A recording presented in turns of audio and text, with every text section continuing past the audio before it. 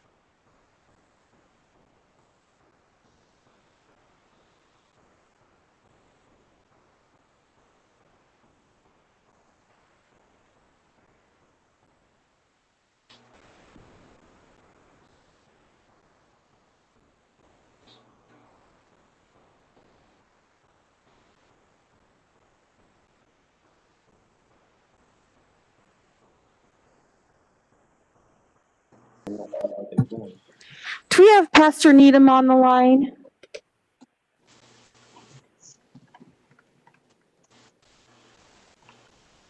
You still go hunting? Go hunting? What, does it start? It starts today or did it start last Saturday? For deer or what? Supervisor Valley, can you hear us okay? We had deer and elk on Sunday night. Morning. Good morning. Barbecue it or make it barbecue? Went to Darby, Montana. Met some people Do we have any staff on the line who needs to be identified? talking at dinner. And you know, I got sure-tail relatives live up here. And what's her name? Melanie, this is Kevin, but I don't think I'll be speaking about anything. Gal called. Okay, I'm going to mark you just in case though, Kevin. Okay, thank you. Really? That's my cousin. Kevin, be ready to talk. You ain't retired yet. Anyway, my cousin from my, I understand, sir. I'm always at the ready. here 10 minutes, so we went surprises. Oh,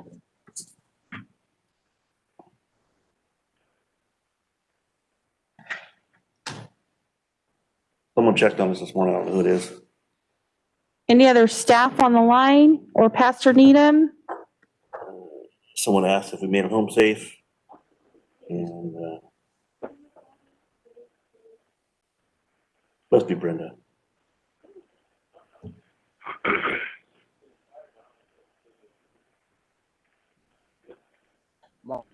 My neighbor on the other side of my backyard fence is a hairdresser whose salon is closed down, and I see she's now able to do outside services.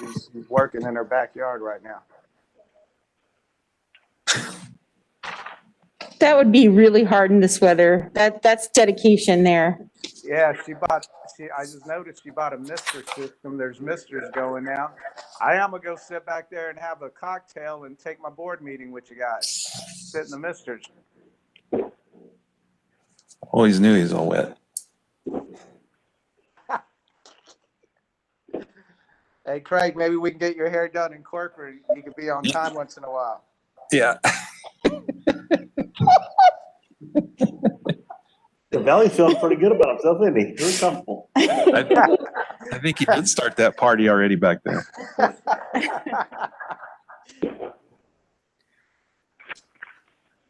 Hey, Amanda Verhars, do you know if our PG&E rep has the right app downloaded? I checked with her yesterday and she said she does use those all the time, but I'm going to shoot her a text and just confirm right now. Okay, because it made me a little bit nervous because your email said go to meeting and I'm like, she might think she has it and she has the wrong app. Oh, good point. I'll check. Mr. Chairman, did they give you the heads up that Kirsten Dowd from PG&E was going to give an update on the power outage during No. that schedule? No, no one said nothing to me yet. I asked like 3 times yesterday for that to be done. Yeah, we've got her on the line. I just haven't had a chance to brief Chairman Verboon yet. Melanie hasn't said nothing to me. All she does is talk about you the whole time. Oh my God. Oh my God. Yep. She put on a chat. I see you, Kristen. We're going to make sure we pin you here. On the chat. Uh-oh, bye. Yeah. Thank you. Good morning. Good morning, good morning.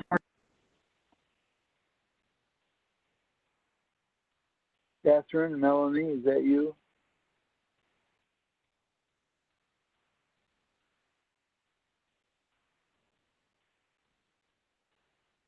Hello?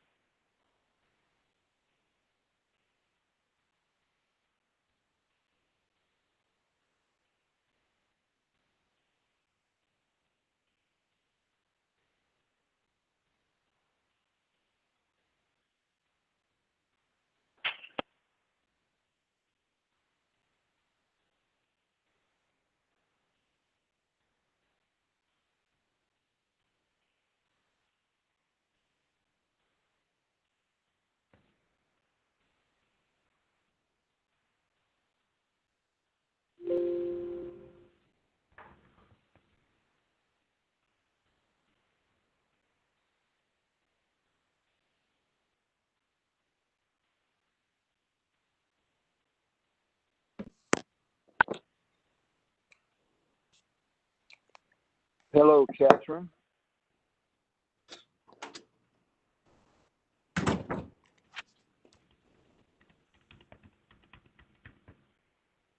There we go. Now try. Pastor Needham, is that you on the line? Oh, yeah. I didn't look at it. I'm just. Yes, I think he's maybe up.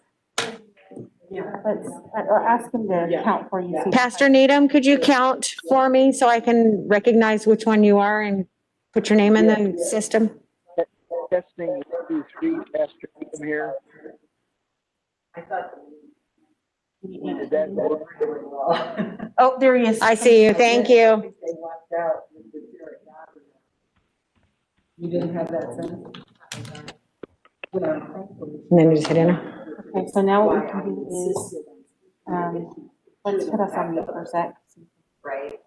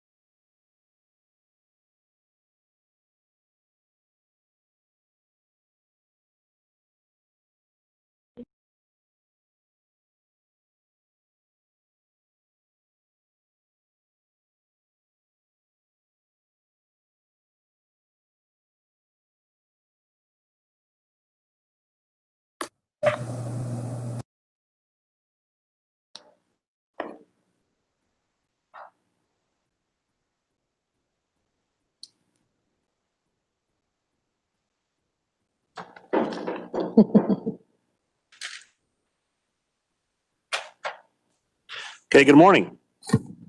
Good morning. Today is August 18th, and it's a regular meeting of the Kings County Board of Supervisors. And I'm going to skip all the reading of the COVID responsibilities today because we are doing it by teleconferencing, and we've been doing it for some time. We should understand that we need to keep our phones on mute and use the raise your hand feature if you want to speak during comments from the public. Madam Clerk, please call the roll. Supervisor Neves, Here. Supervisor Valley,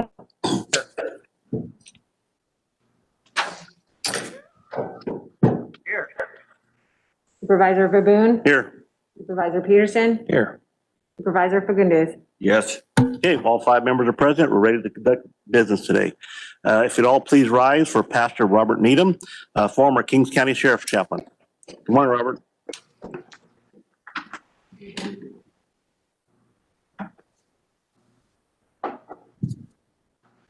Father in heaven, Lord God Almighty, you who are infinite, eternal, and unchangeable, in your being, wisdom, power, holiness, justice, goodness, and truth, we humbly request that you will answer our petitions because we bring them in Jesus' glorious name. As the creator of the heavens and the earth, sustainer of all life on this planet, we plead for your providential mercies in this season of many difficulties and calamities. Please provide cloud covers and other instrumental means which will effectively mitigate the high temperatures we are presently experiencing. Please send us sufficient rainfall and snow to provide the water needs of our valley for the rest of the year and for the rest of the southwest part of our country. Inasmuch, Lord, as you are sovereign over all your creatures and all our actions, we beseech you to bring this COVID-19 epidemic to a soon end. And gracious Shepherd of souls, please enable us to see and to apply the providential lessons you have brought to us through these difficulties, as you did in the deadly 1918-1919 Spanish flu epidemic.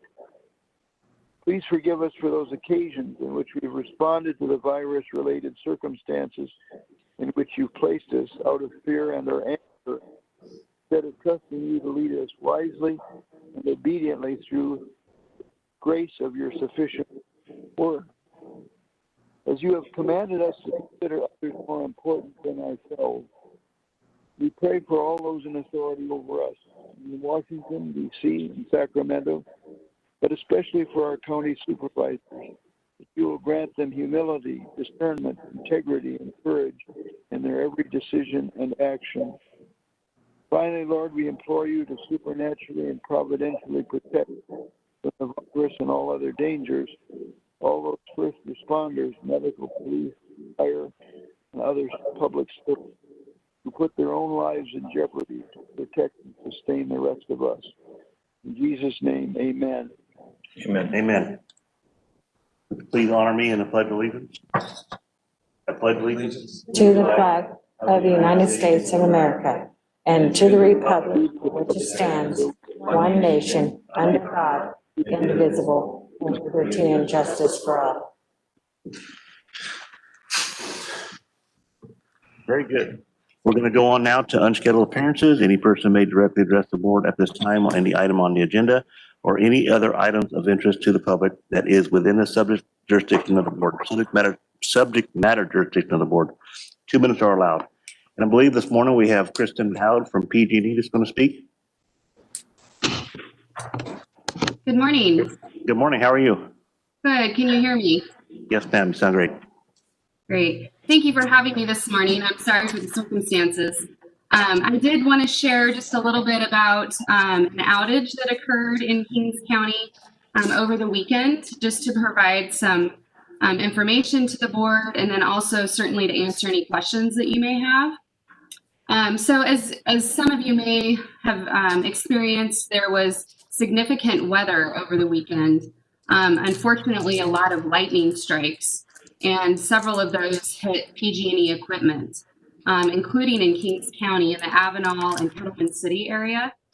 And unfortunately, the lightning struck some of our transmission facilities, which, as you may recall from other conversations with the board, the transmission equipment is the large equipment that serves regions. And so when that equipment is damaged, unfortunately, it impacts large areas, large regions, multiple customers, and in this case, 2 entire communities. So unfortunately, that also, because it's so significant, requires a great amount of time to repair and get customers back up and return them to power. So I wanted to let you know that that was what happened on Saturday afternoon and evening. And that was the reason for the impacts to Avenal and Kettleman City. PG&E is very sorry for any inconvenience and trouble this caused. We know that it's very hot right now, and it's very challenging for our customers to experience those kinds of outages during this time. I also thought it could be helpful, before I open it up to any questions that you may have, may also be helpful for the board and staff to know that PG&E, in addition to knowing that this kind of thing can be very challenging for our customers and trying to be thoughtful about how we can support those customers, our shareholders have provided a grant to the Kings County Action Organization, which has great resources for Kings County residents, and including their food bank. And we did provide a large grant to them this year for this exact kind of reason, that should customers experience hardship due to an outage such as this, they can lean on that organization for resources such as food. If they had food that may be spoiled this week, that might be something that they can take advantage of with this organization to assist them. Additionally, I wanted to just ensure that you're aware of two other things that are going on right now that could have caused confusion for customers and possibly even for your board and for your staff. There are the public safety power shutoffs, which occur during fire season. Thankfully, Kings County has not been impacted by this program, at least as it relates to PG&E. But I do know we've done a lot of education and outreach on this program. And so it's possible that customers could have thought that we intentionally turned off the power to protect against fire or something like that. And that was not the case. Additionally, we were all caught by surprise this weekend when the California Independent System Operator, who manages the electric grid in the state of California, asked PG&E and the other utilities to turn off power as part of rotating outages because the electric grid was under such strain and stress because of the heat and everyone, needing to use a lot of power. Again, this did not impact Kings County this weekend. That was not what occurred on Saturday evening. But again, I realized that too could have caused confusion and concern. So I just wanted to clarify that was not part of this scenario. We do anticipate that the rest of, or at least part of this week, at least through the middle of this week, due to the extreme heat conditions, there may still be a call from the California Independent System Operator, also known as CAL-ISO, to continue these rotating outages. Now, Californians were able to conserve on both Sunday and yesterday, and we anticipated outages, but we were able to avoid that. So let's hope that can continue, but we do need to be prepared that the next few days that still can happen. And I have been and will continue to be in constant communication with the Kings County, the board, of course, as well as all the staff. So, but I'd like to open it up to questions. May I answer any questions that you have? Thank you, Kristen. Appreciate that. Was that a question that popped up? Yeah, we have a question from the Sheriff Dave Robinson. Good, Dave.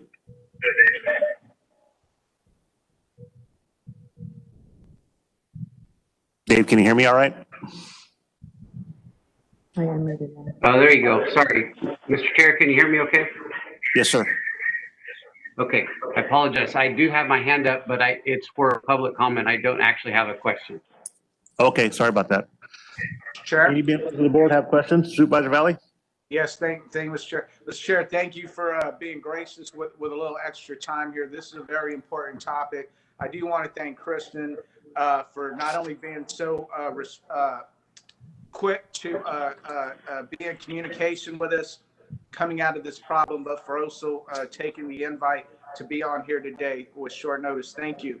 Mr. Chair, when I went to bed on Saturday night, I saw that Kettleman was out of power, but everything was saying that the power would be off for about an hour or would be back on by midnight. When I woke up Sunday morning to see the comments and the messages I was getting, I was saddened to see that 16 hours later, the power was still off, Mr. Chair. As we know, it was very hot. We were under extreme heat warnings on that Saturday and that Sunday anyways. But I got contacted, Mr. Chair, with kids who were crying all night because the heat was so miserable. People had to stay up to guard their homes in Kettleman because they kept the doors open and the windows open so the kids could try to get some kind of air. The food, as Kristen mentioned, I got a lot of questions on asking for some help with that because it's food foiled over 16 hours.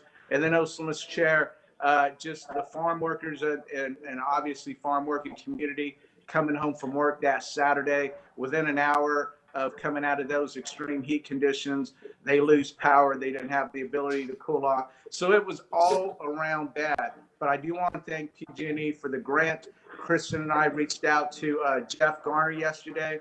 I was happy to hear that Jeff was already being very proactive, and I appreciate him and his staff at KCAO. Mr. Chair, they already have planned.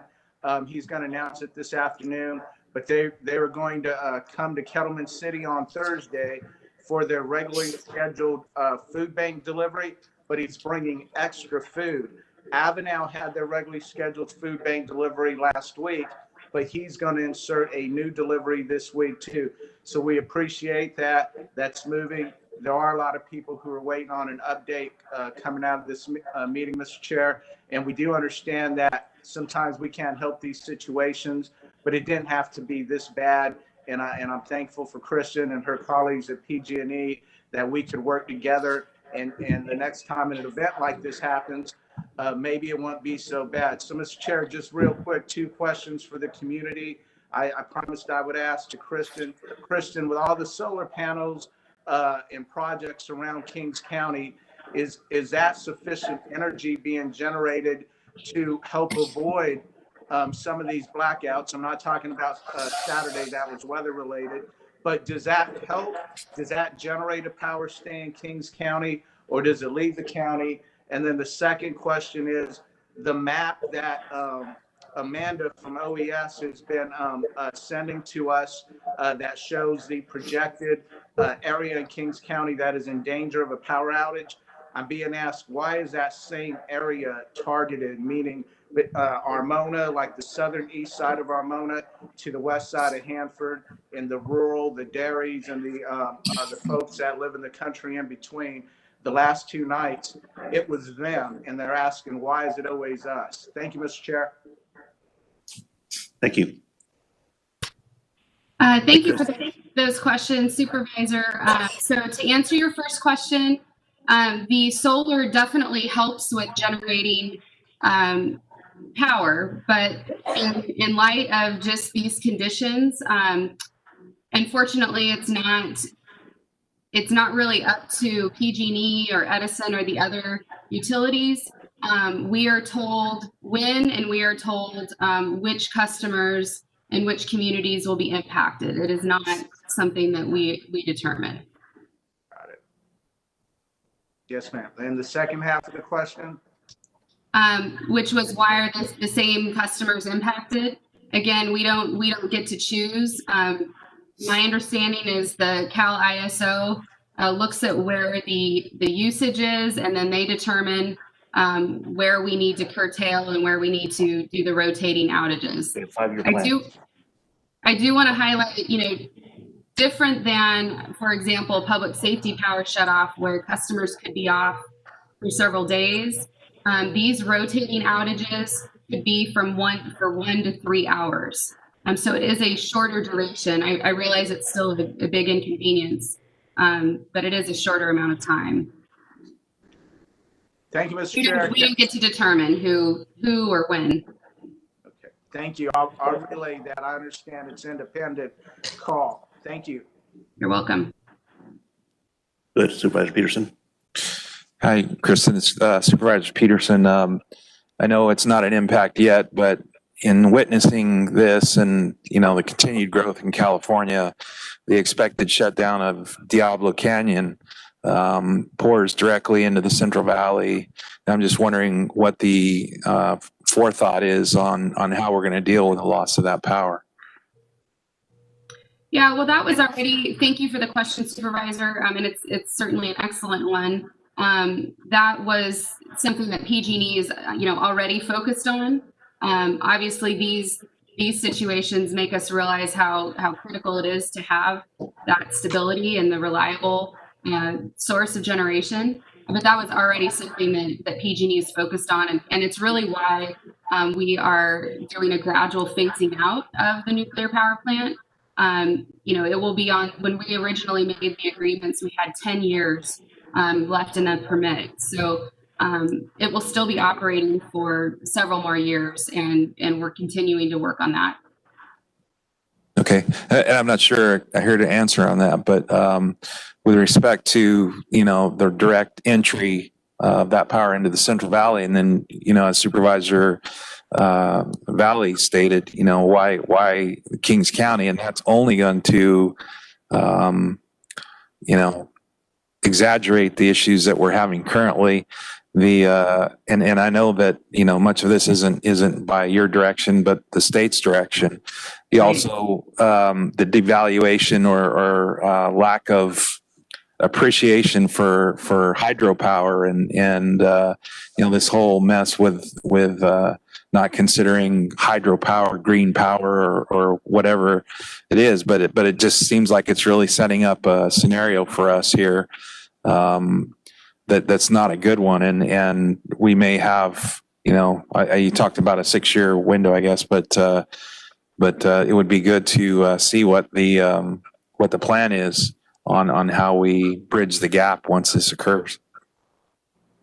Yeah, well, I mean, I would be happy to share the plan with you. I don't have those details with me today, but I can assure you that PG&E has been and continues to work on how we are replacing that generation. And again, I do think I'm sure you're all reading the news and watching the news. This weekend was very much caught us by surprise, and is not something that we are in control of. So I think we need to kind of separate our ability to, in a typical scenario, provide enough generation to power our service territory in comparison to when the Cal ISO asks us to do rotating outages. But I hear your concern, and it's certainly a good one. And let me know if you have additional questions. All right. Thank you. Thank you, Kristen. We appreciate your update on everything. Sometimes you can't stop the Mother Nature stuff, but as we see our hydroelectric power going out and our nuclear power going out, but no new hydropower coming back in. I know that we've taken tours with Sean, and they can bring power to the system within seconds of being requested. And it'd be nice to have new ones of those, or some sitting on the wayside ready to be turned on when Diablo Canyon goes out too. So anytime you can provide an update to let us know how you're replacing Diablo Canyon, we'd appreciate it. Okay, will do. And thank you. Thank you for your time. No, thank you. Appreciate it. Do we have anybody else with their hand up for comments from the public? Yes? Sheriff Robinson. Oh, Sheriff Robinson. Sorry about that. No, thank you, Mr. Chair. I appreciate that. I'm going to see if I can click my camera on so you can see me, so I can see that I'm actually at work. I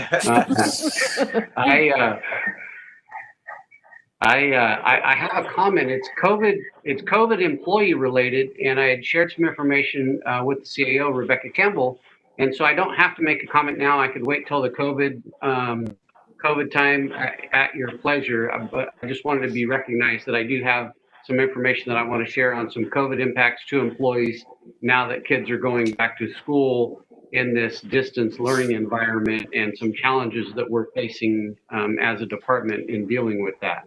And so I'll defer to the chair or the CAO. If you'd like those now, I can make them now, or I can make them during the COVID time period.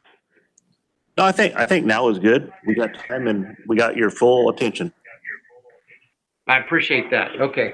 So last week, I really appreciate Rebecca had sent out a request to all the county department heads asking for COVID impacts to employees with their kids going back to school and distance learning. And I can't thank her enough for sending that out because it's been something that's been weighing on a lot of us. And so I appreciate that it's also on her radar as well. And so I reached out to staff and I did receive some feedback from employees. And I just kind of want to share some of those and remind the board that, you know, when you're essential and you're public safety, the board was gracious enough to give 80 additional hours if you have a direct COVID impact. You get COVID sick or you're exposed to somebody, then you have 80 hours of sick time available. But all of the other benefits due to COVID impacts do not apply to the public safety staff that I have. And so, you know, they can't put in for, you know, a disability deferral, whatever the exact language is, to say, well, I have a school age child or I have someone at home that I need to care for. And so I appreciate that outreach is being done because I do have some employees, but I don't want to get myself in a position where I'm just arbitrarily accommodating one employee when I don't want it to look as like a gift of funds because I'm telling one employee, okay, well, we're going to adjust your schedule or we're going to allow you to work from home or we're going to do this when in some cases they have to be here at the department. And so I'll just share some of the highlights and there's a written document that Rebecca has that she can share with you all. One of my senior deputies has had to select a different shift. So normally they have enough seniority, they can pick a shift where they can have days with weekends off, and they've had to select a different shift where they work weekends now so they can be at home. A wife has had to change her schedule to find childcare to accommodate the other days. A deputy who has a Monday through Friday schedule is having to flex and now come in and work weekends and to be there for the school age children to make sure that they do their schooling. Another one has had to ask family, which puts a burden on the family. Normally, they do that anyway during the summertime when summer school is in, but it's a short-term temporary thing each year that everybody kind of expects. And now that that's not the case, it's become a challenge. Another one of my deputies' wives also works, and so they're having difficulty arranging the schedule for their kindergarten age child. And I can tell you from having two school age children at home, it's a challenge, and especially for the younger ones, because when you have a IT issue, there's nobody there except a parent, and that has to be there for those kids. Some of my non-sworn or administrative staff mentioned very similar things. Family members having to watch some older family members that aren't tech savvy, and now they're having to try to watch school age children and help them navigate the IT issues. Some have high risk medical needs children, but once again, they're not able to avoid coming to work if they still want to get a paycheck. Another one, full-time husband working, and they simply had no options, and so they're just scrambling, and kids are at home trying to wing it for themselves. Another is paying a babysitter to help with the distance learning, but that neighbor is applying for a teaching job and might be leaving soon, and then she's going to be scrambling again. And another is unable to work the computer and needs assistance. The child is, and so they're having to spend more time at home helping their child deal with that. And so I bring these to the board's attention because I know Rebecca has brought it up, and I don't know where this goes from here, but if there's a possibility that that you know those of us that are in essential departments with public safety agencies can get some assistance to understand how far we can go to help our employees while still meeting the needs of our community, that would be greatly appreciated because I would love to help all these employees that now have these distance learning challenges. Quite frankly, we would all love schools just to be back in, and that would be my first request, but that doesn't look to be the case. And so if there's anything that you all can do as a board to help guide the public safety agencies that don't get the other benefits, but give us some flexibility to work with staff legally to make sure that we can meet the needs that they have now in this difficult time of them scrambling to help their kids distance learn. And so that's my comment, Mr. Chair. I really appreciate the time. Thank you. Thank you, Sheriff. I think at this time, we probably shouldn't comment on that until it's addressed by the council or on the agenda, but I appreciate your comments and we'll take that under consideration. Thank you. Anybody else have anything they would like to say or add? Any hands up? No hands up? Okay, we'll move on now to approval of the minutes. So move, Mr. Chair. Second. Moved by Supervisor Neves, second by Supervisor Peterson. Madam Clerk, please call the roll. Joe Nevs, Yes. Richard Valley, Aye. Doug Verboon, Here. Aye. Craig Peterson, Aye. Richard Fagundes. Yes. Okay, we have approved it, 5 in favor, and we'll move on now to item 4, consent calendar. And before we go to the consent calendar, I would like to ask that we have one change in there on item B, 1B, and we need to take out partial non-renewal and put in cancellation. So it'll be approving cancellation land conservation Williamson Act contract number 1902. With that change, I'll take a motion. Move the consent calendar as amended. Moved by Supervisor Neves, Second. second by Supervisor Peterson. Madam Clerk, please call the roll. Joe Nevs, Yes. Richard Valley, Aye. Doug Verboon, Aye. Craig Peterson, Aye. Richard Fagundes. Yes. Very good. We have approved the consent calendar as amended, 5 in favor. And we'll move on now to item number 5, regular agenda items, job training office, Lance Lippincott. Good morning, Lance. Good morning, Mr. Chairman, Supervisors. Lance Lippincott, Director of Economic and Workforce Development for Kings County. This item before you is to provide our office with the authorization to sign contracts in execution of the Kings County COVID-19 Small Business Assistance Program. What this will allow us to do is on the previous project, Helping Hand, that was Workforce Innovation and Opportunity Act funding. I already had an authorization to sign those contracts, which allows us to get those contracts out faster and get the money to the businesses more quickly. Currently under the current program, it is a bit larger than Project Helping Hand. We yesterday received 350 applications or $7 million in requests for assistance. We are processing those as quickly as possible, but before we can issue that, we do need authorization to sign the contracts, or alternatively, we would bring those contracts all to the Board of Supervisors. And I am available for any questions. Any questions? Supervisor Peterson. Yeah, not directly to Lance, but to our CAO, Rebecca. I know we've received some initial funding from the state, and we had the allocation question about timing of money and how we fund that. And are we covered? We've received one payment, $2.6 million. We are watching our cash flow. We're expecting to receive the second installment any day now, and then at the first of the month. And that number, the second installment, is $2.6 million. Okay. So we're following up on it, but we're watching our cash flow. We actually are going to be bringing an item to the board from our finance director, giving an update on cash flow soon. So you'll get to hear about that. And then we're also going to bring an update within 2 weeks on CARES Act to give you a status update on everything. Okay. So we are watching it closely and making sure that we can handle it. Very good. Thank you. Thank you. Any more questions or comments? So move. Moved by Supervisor Fagundes. Mr. Chair. And we have a question by Supervisor Valley. Yeah, Mr. Chair. Sorry. If it's easier just to hit the raise your hand button, I'll do it. But hey, Mr. Chair, I wanted Lance just to put out a little bit more information on it. Yesterday was a very exciting day by all accounts. You could see the pictures before 8 a.m. Yesterday. Before Lance opened the doors, there was a line going down the sidewalk with small business owners. I saw people from my district there in that line as well, coming in there to be that first come, first serve applications. And so I know that had to be exciting for him and his staff. I know it had to be a long day. I think the board, I appreciate Lance trying to be a little brief, but just a little bit more information on that.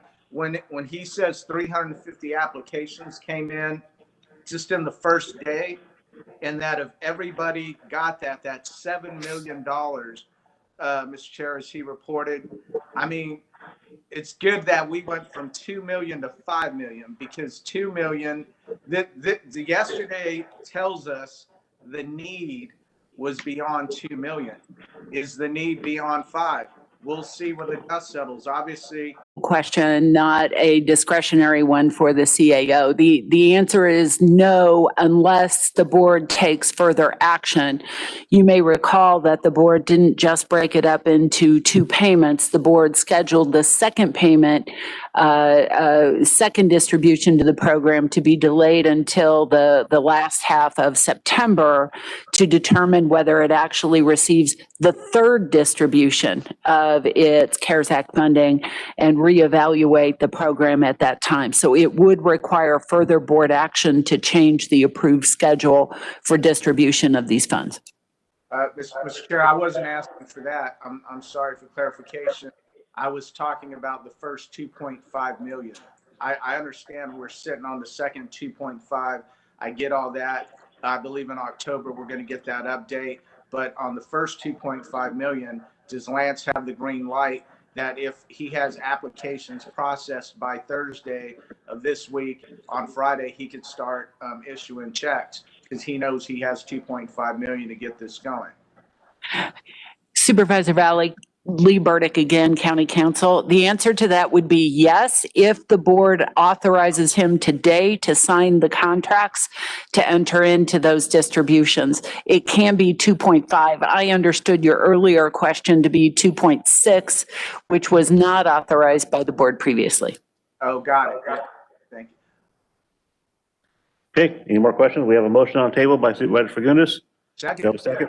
Second by Supervisor Valley. Madam Clerk, please call the roll. Supervisor Fagundes, Yes. Supervisor Valley, Aye. Supervisor Neves, Yes. Supervisor Peterson, Aye. Supervisor Verboen. Yes. Okay, we have approved it, 5 in favor, and we'll move on now to item B, administration. Rebecca Campbell. Thank you, Mr. Chair, members of the board. Rebecca Campbell, County Administrative Officer. So this is a weekly update for your board on the COVID-19 pandemic, local emergency, state and worldwide emergency. I've been going through and giving your board an update on state and federal actions, and then turning it over to Director Ed Hill, and he'll give you the local public health update. So the last update that was given to your board was last week on August 11th, going over state actions. I want to report that on the Judicial Council took action last week to end, as of midnight on September 1, emergency court rules that temporarily suspend evictions and foreclosures. Also, the legislature took up a number of actions and are working on additional items related to address the eviction crisis. Governor Newsom signed an executive order directing state agencies to ramp up their efforts to improve broadband deployment and to close the digital divide. Various state agencies are directed to either continue or begin efforts in the area of mapping and data, funding, deployment, and adoption. The governor hosted a press conference on August 14th, and it was largely focused on return to school considerations and actions. Notably from the governor's presentation was his announcement also reporting that the COVID-19 positive cases represents the last day on the 14th of catch up from the state's widely reported glitch in the disease transmission.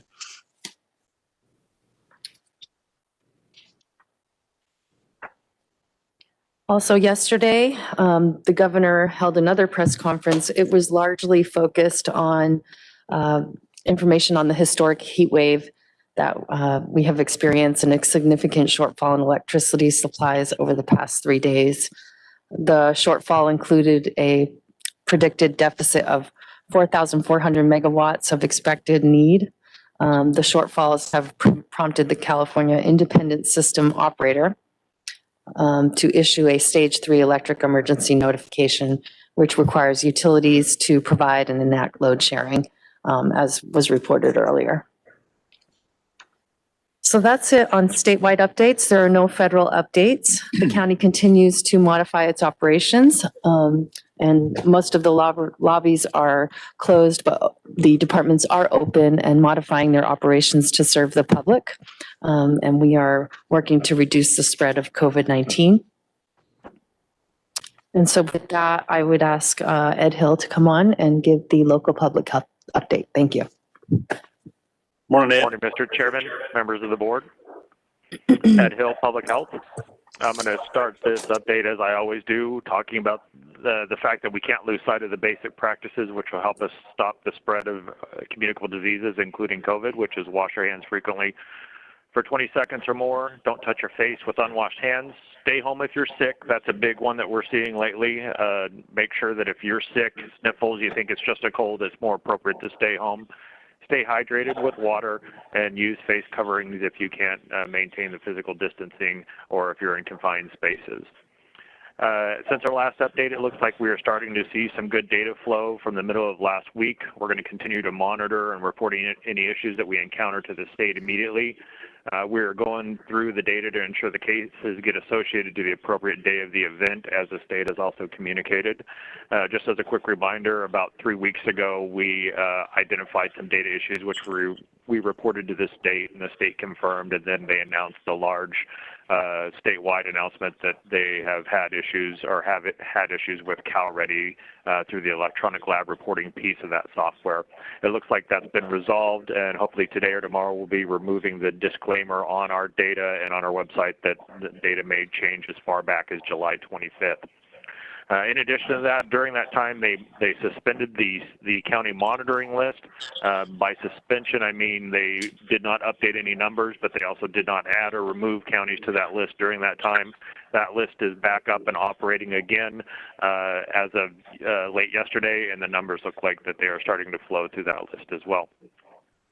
Our current numbers are total numbers tested in the county are 33,686. We have 682 results pending. We're currently monitoring 2,610 individuals. Our negative test rate is at 27,461. I'll talk a little bit more about better data as we go through the presentation today. Our total current cases for our community is 3,300 since the outbreak began, unfortunately with 37 deaths. We have a total recovered of 1,743 and total active cases of 1,520.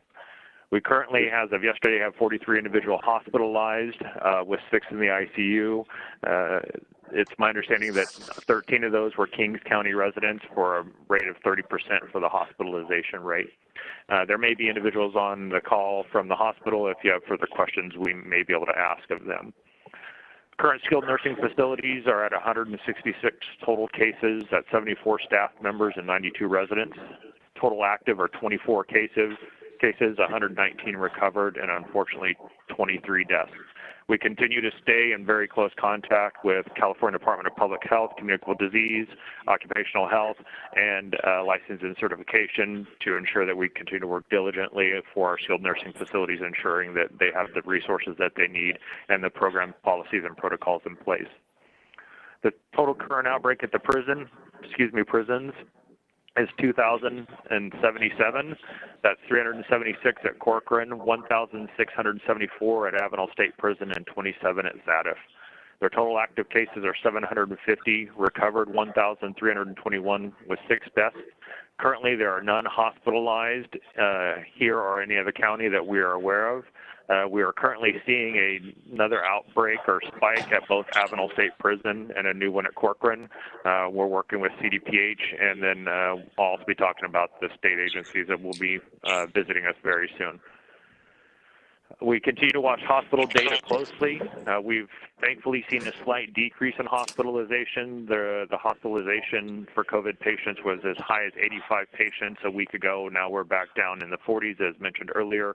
This is a welcome change. We're very happy to see this, and we're hoping that we will be able to maintain this. The Porterville Development Center, which is an alternate care site which treats non-critical COVID patients, is still operating. It currently has a census of 13 patients. This is down from 15 from the previous week. They have updated a flyer to remind regional hospitals and skilled nursing facilities of the capacity and capabilities of this site. They've done this because there's been recent discussions about possibly demobilizing this site and returning the workforce back to their other areas. In an attempt to continue the service and increase their admissions, they've decreased the admission criteria as well, increased some of the capabilities and services that they provide at that site, which the hospital spoke about last week. The disaster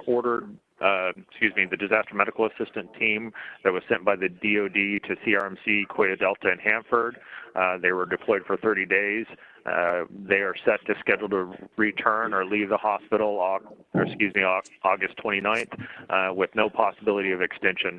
We continue to ask that they extend that team here. Again, this is 20-member teams in each location, so 60 staff within the region that has been a huge help during this time. I'm not sure we'll be able to keep them given the fact that we're seeing decreasing numbers in our hospitals, which is, again, a positive, but it's nice to have that extra resource on hand. We are currently still maintaining 60-day supply of PPE for all of our healthcare facilities, and we continue to distribute them as needed. I'm happy to announce that we had one epidemiologist start yesterday, and we have one epidemiologist starting next week. These individuals are experts in disease statistical analysis and monitoring. We will be able to have these staff dial in, get into the data, and provide us much more detailed and timely data as your board has requested. Again, we were preparing to provide those data such as negative testings or tests per day and other breakouts that you had wanted to see when the data system failed at the state. So the fact that that system's coming online and we now have an epidemiologist on staff and soon to be two, we're also still waiting on a data analyst whose sole role will be to support the two epidemiologists and give us timely, very accurate data moving forward. We have continue to work with the schools, and we'll continue to work with them as this process continues. As a reminder, the state indicated that elementary schools, that's TK through 6, could request waivers to begin opening or holding in-person schools. However, they made it very clear that in counties where the new case count was over 200 per 100,000, they should not consider requesting a waiver. We've allowed the schools to submit waivers to us. We're going to go ahead and review them, process them, and send them to the state, and then have the state determine what the next steps will be. This is in concert with what other counties are doing in our surrounding areas, Kern, Fresno, and Tulare, so we're not alone in this process. The state has reached out, and we've scheduled our Central Valley Unified Support Team meeting, which will be held Thursday, August 20th, and Friday, August 21st. We have split the agenda up so each respective agency has time to spend with the dedicated team to go over the items that they would like to see, hear the issues that the county are facing, as well as any resources that the state may be able to provide. We've also been working hard to launch several programs designed to support the essential workforce and their isolation and quarantine and testing needs. As mentioned in the past, this is the area that we're seeing the most disease spread, the packing plants, the farm industry, the agribusiness, things along those lines. And as you know, it's one of the governor's big platforms and one of the things that he would like to see addressed not only in Kings County, but throughout the Central Valley and throughout the state. We're hopefully going to be bringing you a program next week designed to cover more basics than the Homes for Our Harvest program, although it will encompass the Homes for Harvest program, but it's basically designed to help that workforce isolate and quarantine and hopefully slow the spread of the disease. The program is called the Kings Cares Essential Workforce Support Program, and again, we'll hopefully be bringing that to your board next week. We also have been monitoring the state testing side. As I had mentioned, the mobile unit from Verily was deployed 4 weeks ago.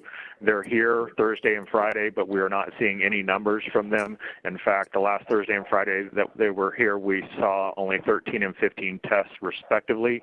That's due to several barriers. One is the Gmail account. They're trying to get a workaround on that by having us create a dummy Gmail account, and we're working through the logistics of that and the fact that they won't test anybody younger than the age of 18. In addition to that, we've conducted a countywide survey to identify gaps in our testing process, which I reported in the past, and the biggest gap is we need after hours and weekend testing. In addition to the program that I mentioned last week, we're trying to work to bring a mobile vendor of some sort to our area, specifically in the areas of Lemoore, Avenal, Corcoran, and Kettleman City. We were able to convince the OptumServe vendor, which is the local vendor at the day reporting center, to switch their hours to cover weekend. They are now operating Tuesday through Saturday, again addressing that gap. But we still have that testing desert or gap in the rural areas, specifically for the essential workforce that works Monday through Friday, 8 to 5. That being the case, I'd like to ask your board for permission to go out to bid an RFP for a mobile testing site in those areas so that we can fill that gap. I'm going to go ahead and pause there. That actually is the end of my report, but I'm going to pause there to see if there's any feedback or direction on the RFP bid process for mobile vending. Thank you. Any questions or comments? Yes, Mr. Chair. Oh, I'm sorry. Yep. Hang on, Supervisor Peterson, you got a question? Okay, Supervisor Valley, go ahead. Yes, Mr. Chair, for clarification from Mr. Hill, as he's asking for some direction, is he talking about going out to RFP or going out to sole source? I asked this question just as he mentioned, we have a testing desert, and one of the most underserved areas here of the county as it relates to ag workers, meat packing workers, our rural community members in our districts, and farm workers. So can we get clarification on that, Mr. Chair? Supervisor Valley, through the chair, I'm going to have to defer to County Council and purchasing on that. I'm happy to go the sole source route or RFP, whichever is the most diligent, to make sure that the county's needs are covered, as well as get this resource out as fast as possible. Mr. Chair and board members, we have had discussions leading up to this meeting regarding both the extraordinary need for mobile testing that Supervisor Valley refers to, and the legal requirements under the California Public Contract Code, which extremely limit the circumstances under which an agency can go for a sole source contract. The primary one that applies in this case is whether there is only one known source to provide these services in existence following documented research. What I am informed and believe to be true is that there are a number of service providers who could provide this service. Some of them would have differentiating characteristics that might need to be evaluated in the competitive bidding process. However, because multiple vendors exist who could provide this service, it is my opinion that it would need to go out for competitive bidding, as it would not fall into any of the exceptions for sole sourcing. However, I have also advised Public Health Department that it could be a very rapid turnaround RFP because of the urgency that Supervisor Valley has spoken to. And I think everyone is prepared with board direction to move very quickly on an RFP, given that it's my view it would be required under the law. Mr. Chair, could I add on to that? I appreciate counsel. Yes, sir. And I sure as heck respect everything she said. The only reason why I'm going to appeal to the board right now, Mr. Chair, and try to make an argument for a sole source is a couple of reasons here. One, Mr. Hill has been working with this group of doctors from the Fresno area who I believe, based on all the meetings we've been in with them, and I've been very involved because I'm very passionate about this population of people and this need out here as a whole, Mr. Chair. I'm also very happy that the board as a whole has been extremely attentive to all levels here of the residents that we're fighting COVID for in Kings County. And I will say again publicly, I'm very proud of you gentlemen on how we dedicated these CARES funds to date. That being said, Mr. Chair, Ed Hill has got weeks, if not a solid month of work in working with these doctors, figuring out what's going to work. And only yesterday, Mr. Chair, as we were working to get a contract before this board today under this agenda item, Only yesterday, about 2 o'clock, did we get notice that we can't sole source, that Ed can't sole source, and this has to go to an RFP.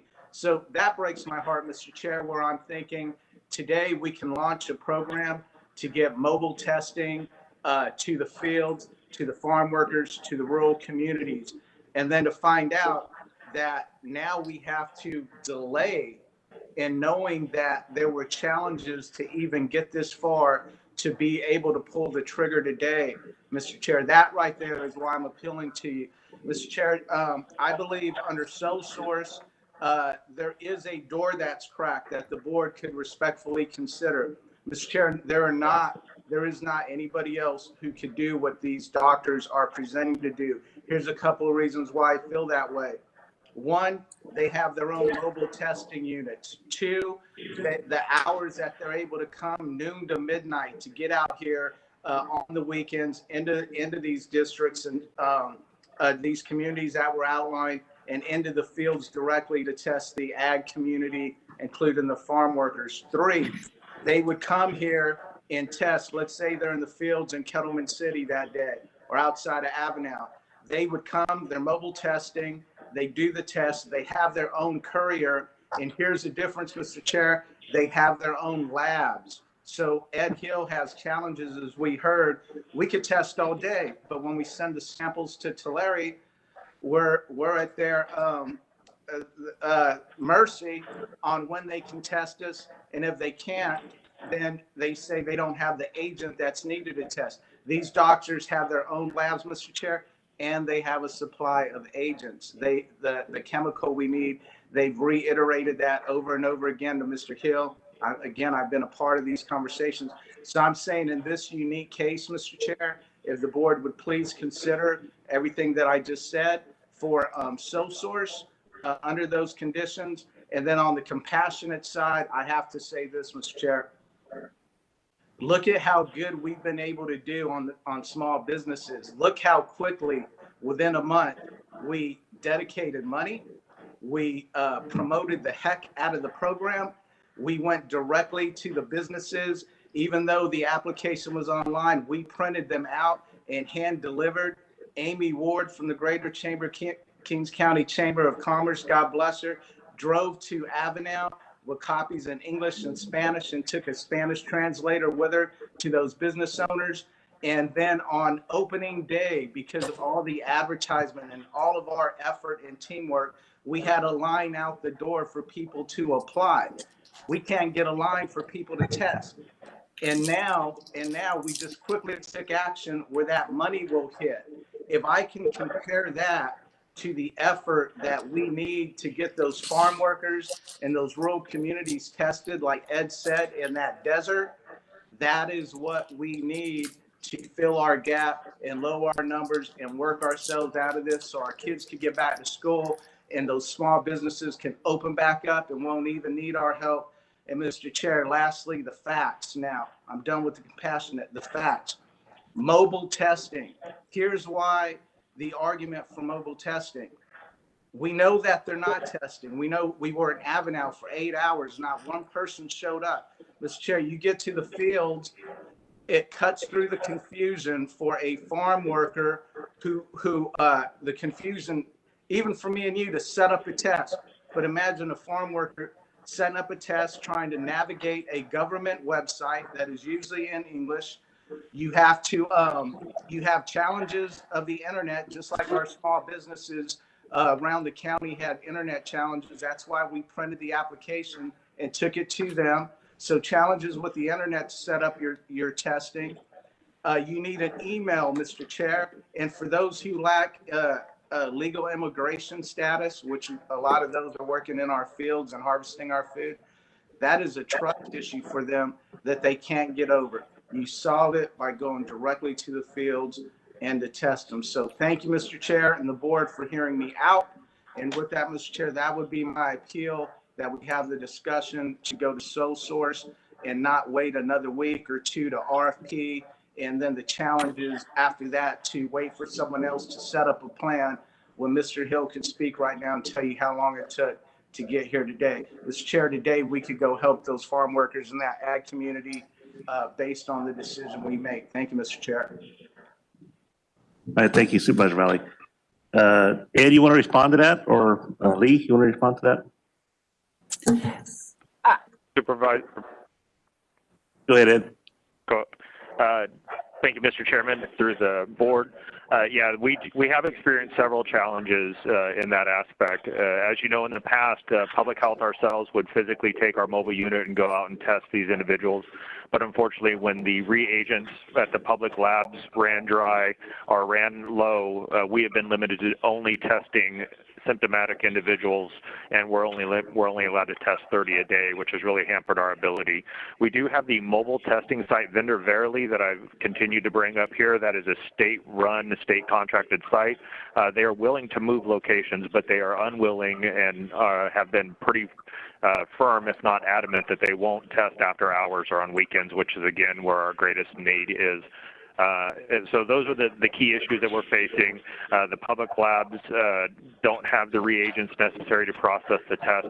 The private labs do, as you know, most of the efforts has been not only in the county, but in the state and in the nation, ensuring that those labs have the resources that they need, and that backlog or back order of reagents is focused on those private labs as well. So again, Supervisor Valley had indicated that we've been working with this vendor. They have assured us that they have the reagents. They've also assured us that they have the Gen-X Pro, which is a lab piece of lab equipment that we have been trying to acquire. In fact, ours was on order a month before COVID hit, and then when COVID hit, they were all put on back order. But they also indicate that they will be able to do what's known as rapid PCR molecular tests. These are the nasal swabs that are the most accurate that you're used to hearing about, but they also have a rapid turnaround of 15 to 30 minutes. And then we were trying to work out a plan, given that they will be at multiple locations, but the one piece of lab equipment, as Supervisor Valley indicated, they would be able to provide transport or their courier services from throughout the county to that machine. I'm happy to answer any questions if I've left anything to question. Thank you, Ed. Lee? I do have one question for the public health director.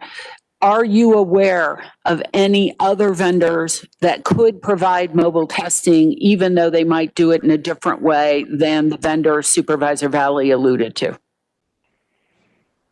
Ms. Burdick, that is correct. We have been solicited by at least 2 or 3 other mobile testing vendors from outside the state as well as outside the county. Which goes back to the extent possible. Thank you. Which goes back to my initial point, which is if our research has documented other vendors are available, you cannot legally go out for a sole source contract. I want to be clear that I do not take issue at all with Supervisor Valley's compassionate and urgent request for service. I merely want to make the board aware of the consequences of violating the law and trying to implement a sole source contract where the law does not allow it. If challenged, the contract would be void. Any payments that were made to the vendor under an illegal voided contract would have to be disgorged, and we would end up hurting the vendor by having to go after and retrieve the funds that were paid pursuant to the contract if the board doesn't follow legally required procedure in awarding it. With respect to the time frame, I can't guarantee how quickly the RFP could issue. We could do it on a 3-day notice, and then depending on how many applications are submitted, turn it around, evaluate it, and turn it around pretty quickly. I would hope we could issue it within the next week as opposed to 2 weeks. And in fact, in 2 weeks could be making an award if everyone involved moved expeditiously. Thank you. Rich Valley, Supervisor Valley? Thank you, Mr. Chair. I appreciate all that discussion, and I'm not asking for us by any means to break the law. I would never put you, Mr. Chair, or us or the county at risk. What I was trying to do was to find a way, if there was any slight crack, that we could legally step to. And so the only thing that I'm hearing, based on the last question that council asked Ed Hill, yes, we have been approached. I've been on some of those meetings. Mr. Chair, the people who are approaching us let's face it, COVID is a money-making event now. So you have companies from outside the state that could give a damn about us, Mr. Chair, at any other point in time. You have to ask yourself, why do they want to come to Kings County right now? Because it's money, because they know we have these CARES Act funds, and they're companies from out of state who now are saying, I'm passionate about coming to Avenal and Kettleman City and Stratford and Armona to take care of your most vulnerable. I don't buy that for 1 second, Mr. Chair. Why does that have to be the reason? Because people like that exist. Why does that have to be the reason that we would possibly have to wait 14 more days after we just wasted a month's time to work out the logistics to be able to go save lives this morning, but wait 14 more days? That's 14 more days. A lot of people can't wait. That's 14 more days on the multiplier factors of people who are positive, go out and spread it. That's 14 more days. We put the ag industry at risk because if those farm workers go down, that food supply goes down, and we are all very vulnerable. That's where I'm at, Mr. Chair. All right, thank you very much. I can add a little bit to this conversation. I know as an employer and growing up in the ag industry, you point out, Kettleman and Avenel as being a big labor intensive area. I think over the time with lack of less water, it's become less and less as important. And mainly the labor force is only in the green area between Hanford and Kingsburg with all the fresh fruit. We got fields of many as 500 employees out there at one time. My question would be when it comes to testing in the field, you got 100 employees out there, you're paying a labor contractor probably anywhere between $15, $18 an hour per head, plus you pay a 5% commission on top of that to have the managers, field workers watch over those people. It needs to be done in an orderly fashion. I would be upset as a business owner, and I have 100 people in the field picking my fresh fruit. I got another 500 people in the packing shed packing the fresh fruit, and you have a limited number of time between the truck come and gets it on an airplane, ships it overseas. So you can't disrupt this without being orderly. So you need to work with, and I said this 18, 20 weeks ago to Jimmy Hook, you need to tie in the public health department with the ag department and make sure that it all works together, and the farmers and the labor contractors all understand how to get help as soon as they can and when they can. So I would be disappointed to have a testing facility show up on site when I set up my day 3 days in advance when the fruit got ripe, and now we got 110-degree weather when fruit ripes faster or slower depending on what kind of fruit it is, and someone come and disrupt that service and it has catastrophe down the line with shutting down my system. So it needs to be an orderly fashion, and I think the labor contractor has responsibility here. They take on all the responsibility when they have these people come on to my ranch. They need to be worked with. I know there has to be a labor contractor worksheet or a master sheet somewhere where they can contact them. They have responsibility to keep their employees healthy and safe, but it has to be worked together. So this has to be done in an orderly fashion. Public health and the safety of our farm workers is number one, but at the same time, that doesn't give you the right to go out there and disrupt someone's operation. The labor contractor has some responsibility to keep the people safe, just as a meat plant manager needs to keep his people safe. So I would like to bring in the ag commissioner to work with the public health department to make sure that we don't disrupt this process. I mean, you're spending between $1,000 to $10,000 an hour for people in the field, and you want to get the best bang for your buck. And you don't get paid till your produce is overseas and someone pays you for it. So I think it can be done, but just jumping into it, I know there's some responsibility on labor contractors. They get lots of money to manage these people. I wouldn't want to disrupt the person paying the bills or jeopardize the life of the workers at the same time. So if we could bring our ag commissioner here to make sure that they're forewarned before a truck pulls up on site to a ranch, to say, hey, or the labor contractor can say, hey, we're going to switch field between 10 and 11. Please bring your truck on site at that time. I don't want to see just all of a sudden we're pulling up here without any notice, or at least a couple hour warning. So that's my 2 cents. Thank you. Mr. Chairman? Yes, sir. This is Ed Hill, Public Health. Your comments are very warranted and valid. I just wanted to clarify, and I apologize for not providing this earlier. The gap that we're seeing is that test or that population is not interested. Well, that's probably a wrong term to use. They're interested in getting tested after they're done working their shift for the day and on the weekend, and that's where the priority of this testing site would be the after hours and on weekends.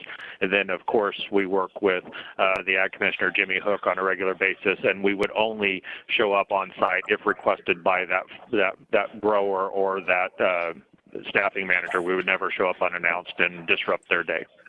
Very good. Glad to hear that. Thank you very much. Mr. Chair, could I add to that too? Yes, sir. I appreciate that. I appreciate that part of the discussion. You are right to bring that up, and I hope that. And it does sound like, since you brought that up 20 weeks ago, that the Ag Commissioner and Ed Hill are working together on that.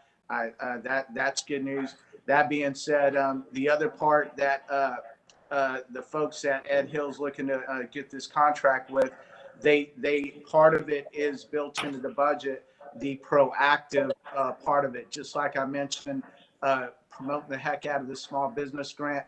They have the personnel that would be proactively going down the call list, as you mentioned, setting it up. And that's why they're saying, hey, we will be available from noon to midnight on the weekends to come out and do this, Mr. Chair. I think that lines up with everything that you said. And so I guess the question is, does the board feel that we are not putting ourselves at risk? If Mr. Hill, if we turn around and ask Mr. Hill one more time, instead of a general question, are there any other companies that can do this? Yes, overall, but specifically every challenge that we identified and outlined over the last several months, is there anyone that has spoken up and said, we will do everything, including we have our own mobile testing labs, we have our own testing labs, our own courier, and we have the agent? If that answer is no, Mr. Chair, then that's where I would appeal to the board that we make a decision today and we get this going versus our first test in the fields being 30 or 45 days from now, Mr. Chair. Could we have that question asked of Ed Hill? Okay, get looked at by council. And Ed, you want to respond to that? Hey, thank you, Supervisor Valley, through the chair. We did not pursue any of the other vendors, so I can't answer that with 100% accuracy, and I'm sorry that I can't. But we were looking at local vendors that can provide the services here and that are within the San Joaquin Valley and understand the business. I don't want to get ahead of this, and I hope I'm not representing this, but it's my understanding through past RFP processes that we can award different port levels for certain things, and one of the criteria may be a local or Central Valley vendor. Again, I'm going to ask County Council and the purchasing manager to weigh in here if I've misspoken or misrepresented anything. The department head, Mr. Hill, has not misspoken. We do not know what other proposals other vendors might submit if we opened it up to an RFP. That is the nature of competitive bidding. You put out into the world what you want, and then they are free to step up. The fact that they may not have come in yet, other than contacting Director Hill and telling him they're available, we don't know what their proposals would be. That, in fact, is the purpose of the RFP competitive bidding process. Mr. Chair, I guess the other question is, why are we just hearing this yesterday when so much work has been done over the last month? And here we are getting the red stop sign just yesterday. Can I get that publicly answered?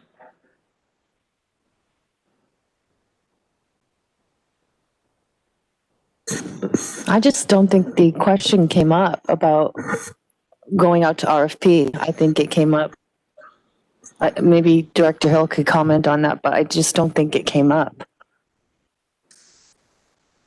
Well, I know for me sitting back looking at it, I mean, we've grown a lot in the last 30 weeks. We now have test kits that work within 15 to 30 minutes that didn't exist 6 weeks ago. So as we evolve, I think more options are available to our workers at this time. So I don't know. This is all new to me. I'm glad it's out there. I know as an employer, I would probably contract with myself and make sure if I had 500 or more employees or 500 or less employees, I would contract with people on my own to make sure my people are healthy and I keep my business working. The county providing this is also good, but we need to follow the law, and that's probably going out for an RFP and let our council do her job to make sure we're protected and we get what we're paying for by this, the mobile clinics going on site. So I don't know that a sole source we're ready. I wouldn't be comfortable doing a sole source without seeing who, what, when, where, and why, and how they do it. I got to touch it, feel it, sniff it, taste it to make sure I know it's working. I'd also know that the Farm Bureau has reached out and asked that they would help also facilitate getting help to the growers and letting them know that this option is available and the county is backing it up. So if we do go for RFP, say 14 days, is there any way we can expedite that a little sooner? Or you got to wait, you got to put RFP, wait 7 days, get the results in, and then vote on it the following 7 days? We can post an RFP with a 3-day turnaround. The two parts that are challenging, of course, is drafting the RFP with the specifications that are necessary to communicate to potential vendors precisely what we're looking for. I think the process that Supervisor Valley and Director Hill have been through over the last few weeks will help inform that thinking. We can post it, close it 3 days in, and depending on how many vendors have submitted proposals, commit to evaluating them quickly. I can imagine that within 2 weeks, we could conceivably, best case scenario, actually be providing mobile testing, depending on the proposals that are submitted for the board's consideration. The other thing I've shared with Supervisor Valley offline that I would share with the board is in the event the review committee has selected a vendor to recommend to the board, and we happen to fall significantly in between meetings, we may come forward and seek a special meeting for approval of the contract in order to further facilitate expeditious action. Okay, so today you're looking for direction on what we can do, and you're recommending we do a RFP and expedite it. And if we tell you we want an RFP today, we want it expedited, it would take you 3 days to prepare it, or 3 days before we get all the results back? That would be up to the purchasing manager who is involved in drafting it. I am aware it's on his radar screen.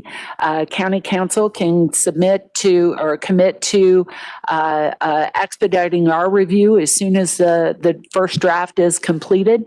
But perhaps if Evan is on the line, he could give you more clarity on how quickly he could turn the RFP around. Okay, thank you. And then also my next question would be, so you're a grower, you're a pack and shed, you're in the middle of harvest. You would like to see this happen today, not in 14 days. If they do hire someone like this independently to come test their people, and we do have an RFP that comes about in 14 days, could they get reimbursed from this day forward? I don't know of any funding sources out there that are reimbursing private businesses for testing. Conceivably, they could. They're not testing the business, they're testing the employees. The business was facilitated to make sure his employees were safe during harvest time. Understood, but that is an action that is instigated by the employer who would hire their own testing in order to get it done. And I understood the question is, if we established a program later, could we reimburse them? Yeah. I think that would be challenging, though conceivably the board could, in the same way that you could award business grants through the JTO program to reimburse businesses for lost expenses. I just, I know that I have good close friends that have businesses and have 500 employees, and they deal with this. I know one recently had an outbreak, and he didn't know where it came from because he thought he was following all the rules.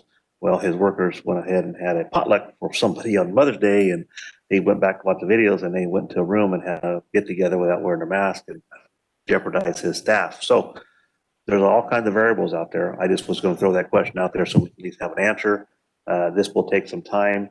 And who knows what happens in the next 50 days? We might have a new process that comes about that speeds it up. Maybe we have a vaccine in 15 days. Who knows?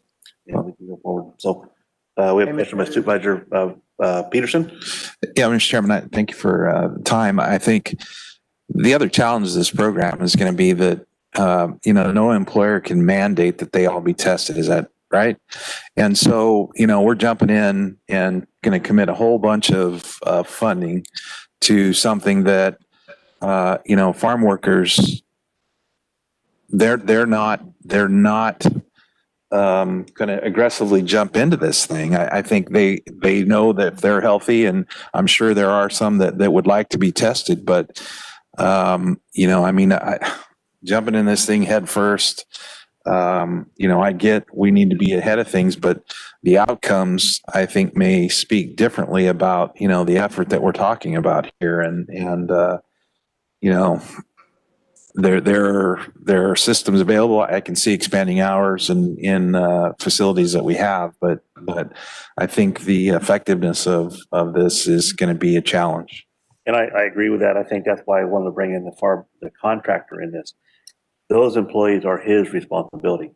He takes them, and I think they take advantage of those people sometimes too, but that's another story. But he brings the people to your work site.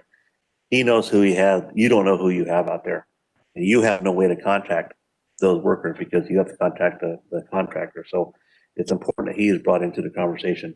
And maybe we do expand our facilities, and if we have these test kits available, we can have, noon to midnight testing available too at the same time, and work with a contractor, Farm Bureau, that can bring people in on the way back from work and open up a slot just for farm workers like we did the meat facility. We dedicate one area for that instead of sticking on.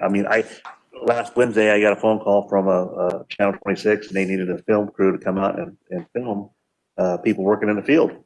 So I contacted two of my pack and shed buddies, and I said, "Hey, you got a crew nearby my house?" And they said, "Yeah, we got one down there." And he said, "Yeah, well, what are they going to do?" I said, "Well, they're just going to use it as a backdrop." And they went on with Supervisor Valley's segment on Channel 26. And so they went out there, and I told him where to go. And he called back and said, "Well, don't get too close. They don't want to be seen on TV." All employees had masks on. They were doing their own thing, but no one wanted to be in a video. And so the video showed one guy waving, the rest going to hide behind trees. So, you got a different type of people out there that, want to work, make a living, and they don't want to be noticed for it. So we got to keep them healthy. So any more questions? Supervisor Valley? Yeah, thank you, Mr. Chair.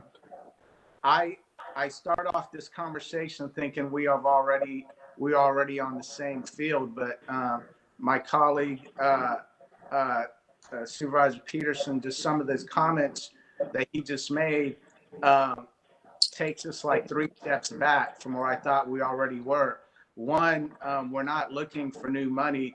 As a board, we already voted 5-0 and allocated $1.1 million for mobile testing of our CARES funds. That's there. His other concern that why don't we just have the existing facilities that we're already working with go out during those times, those after hours, so they don't bother the work. As you mentioned, Mr. Chair, Mr. Ed Hill said 2 or 3 times already during his presentation, they were asked and the answer was no. They refused to do that. That's why he's been spending a month with these doctors and their company out of the Fresno area, Mr. Chair. And then also, it is an identified hotspot by the governor. And so that's not even the discussion for us to argue about whether we have a problem.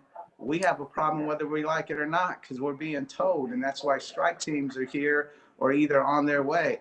And the problem with farm workers in the ag industry, the meatpacking plants, that's not even an issue either. It's a statewide, if not a national conversation. And so I wouldn't even go into the demographics and the disproportionate statistics on how farm workers and Hispanics as a whole are being more affected by the coronavirus when you compare to other demographics, because I thought we were already aware of that. And so lastly, Mr. Chair, you're right. Those farm workers, they don't want to be on camera. They're not the type of people that will sit there and complain. They're just doing the work that feeds all of us and this country to go out there and harvest the hard work of the fruits of your labor and fellow farmers like you, Mr. Chair. We know that and we respect them. I'm not saying by any means Kings County does not respect farm workers. I started off 20 minutes ago thanking you, gentlemen, for that. What I'm saying is they're not a squeaky wheel, but somebody has to help them. And that's why I'm asking. And so, Mr. Chair, if we do go to RFP, I would ask that we do this as quick as possible. It breaks my heart to know that we're going to waste more time for an issue on a population that is already suffering. There's no debate that there is an issue there. And when we talk about helping farm workers, it doesn't matter to me if it's in Kettleman or Avenel, as long as they're being helped. If the chairman says, hey, I have data here that shows between Hanford and Lemoore in the screen area, there's a concentrated amount of farm workers. I want the mobile testing there on day 1. They could go to Avenel on day 3 and 4. As a whole, the issues being handled, that's all that I care about, Mr. Chair. It's an issue. 14 days, it adds to our problem. It's a shame when we could have did this 30 days ago and be testing tomorrow instead of waiting even longer to test people who need the help. And it's not, and lastly, this is not, I'm not reaching out to you through a point of compassion. It's economics, and we are all vulnerable. If they do get sick, which the data shows they are, and something major happens, that money that you're talking about and investing money in the harvest, if that all gets left on the trees or in the ground, we are all vulnerable, from the farmers losing money to us all across the country having a breakdown in the food supply and nothing in the grocery to go get. And that issue of economics hurts us all, and it takes away any argument that we should not be moving as rapidly and attentively on this farm worker situation as we did on the small business grant. The Corcoran Veterans Memorial, they sole sourced it to an artist in Memphis. We just had our first meeting last week. The Corcoran Memorial is going full blast. There was no debate on designs, drawings. They found the best person in the country to design the memorial, and they sole sourced it, the Corcoran City Council. How do you compare that to not being able to help farm workers in ag today? It breaks my heart, Mr. Chair. It breaks my heart. Thank you. Well, I appreciate your comments. I think what Supervisor Peterson says, I mean, just like you have interest, you've been learning about this for the last 2 weeks. We've only learned about it for the last 20 minutes. So we have to ask all these questions that we've never had a chance to ask before, which is good, because that means we're not trying to push the county to go a different direction. So with that said, Supervisor Peterson? Yeah, no, I respect all the comments he's made, but I'm just speaking from a point of reality.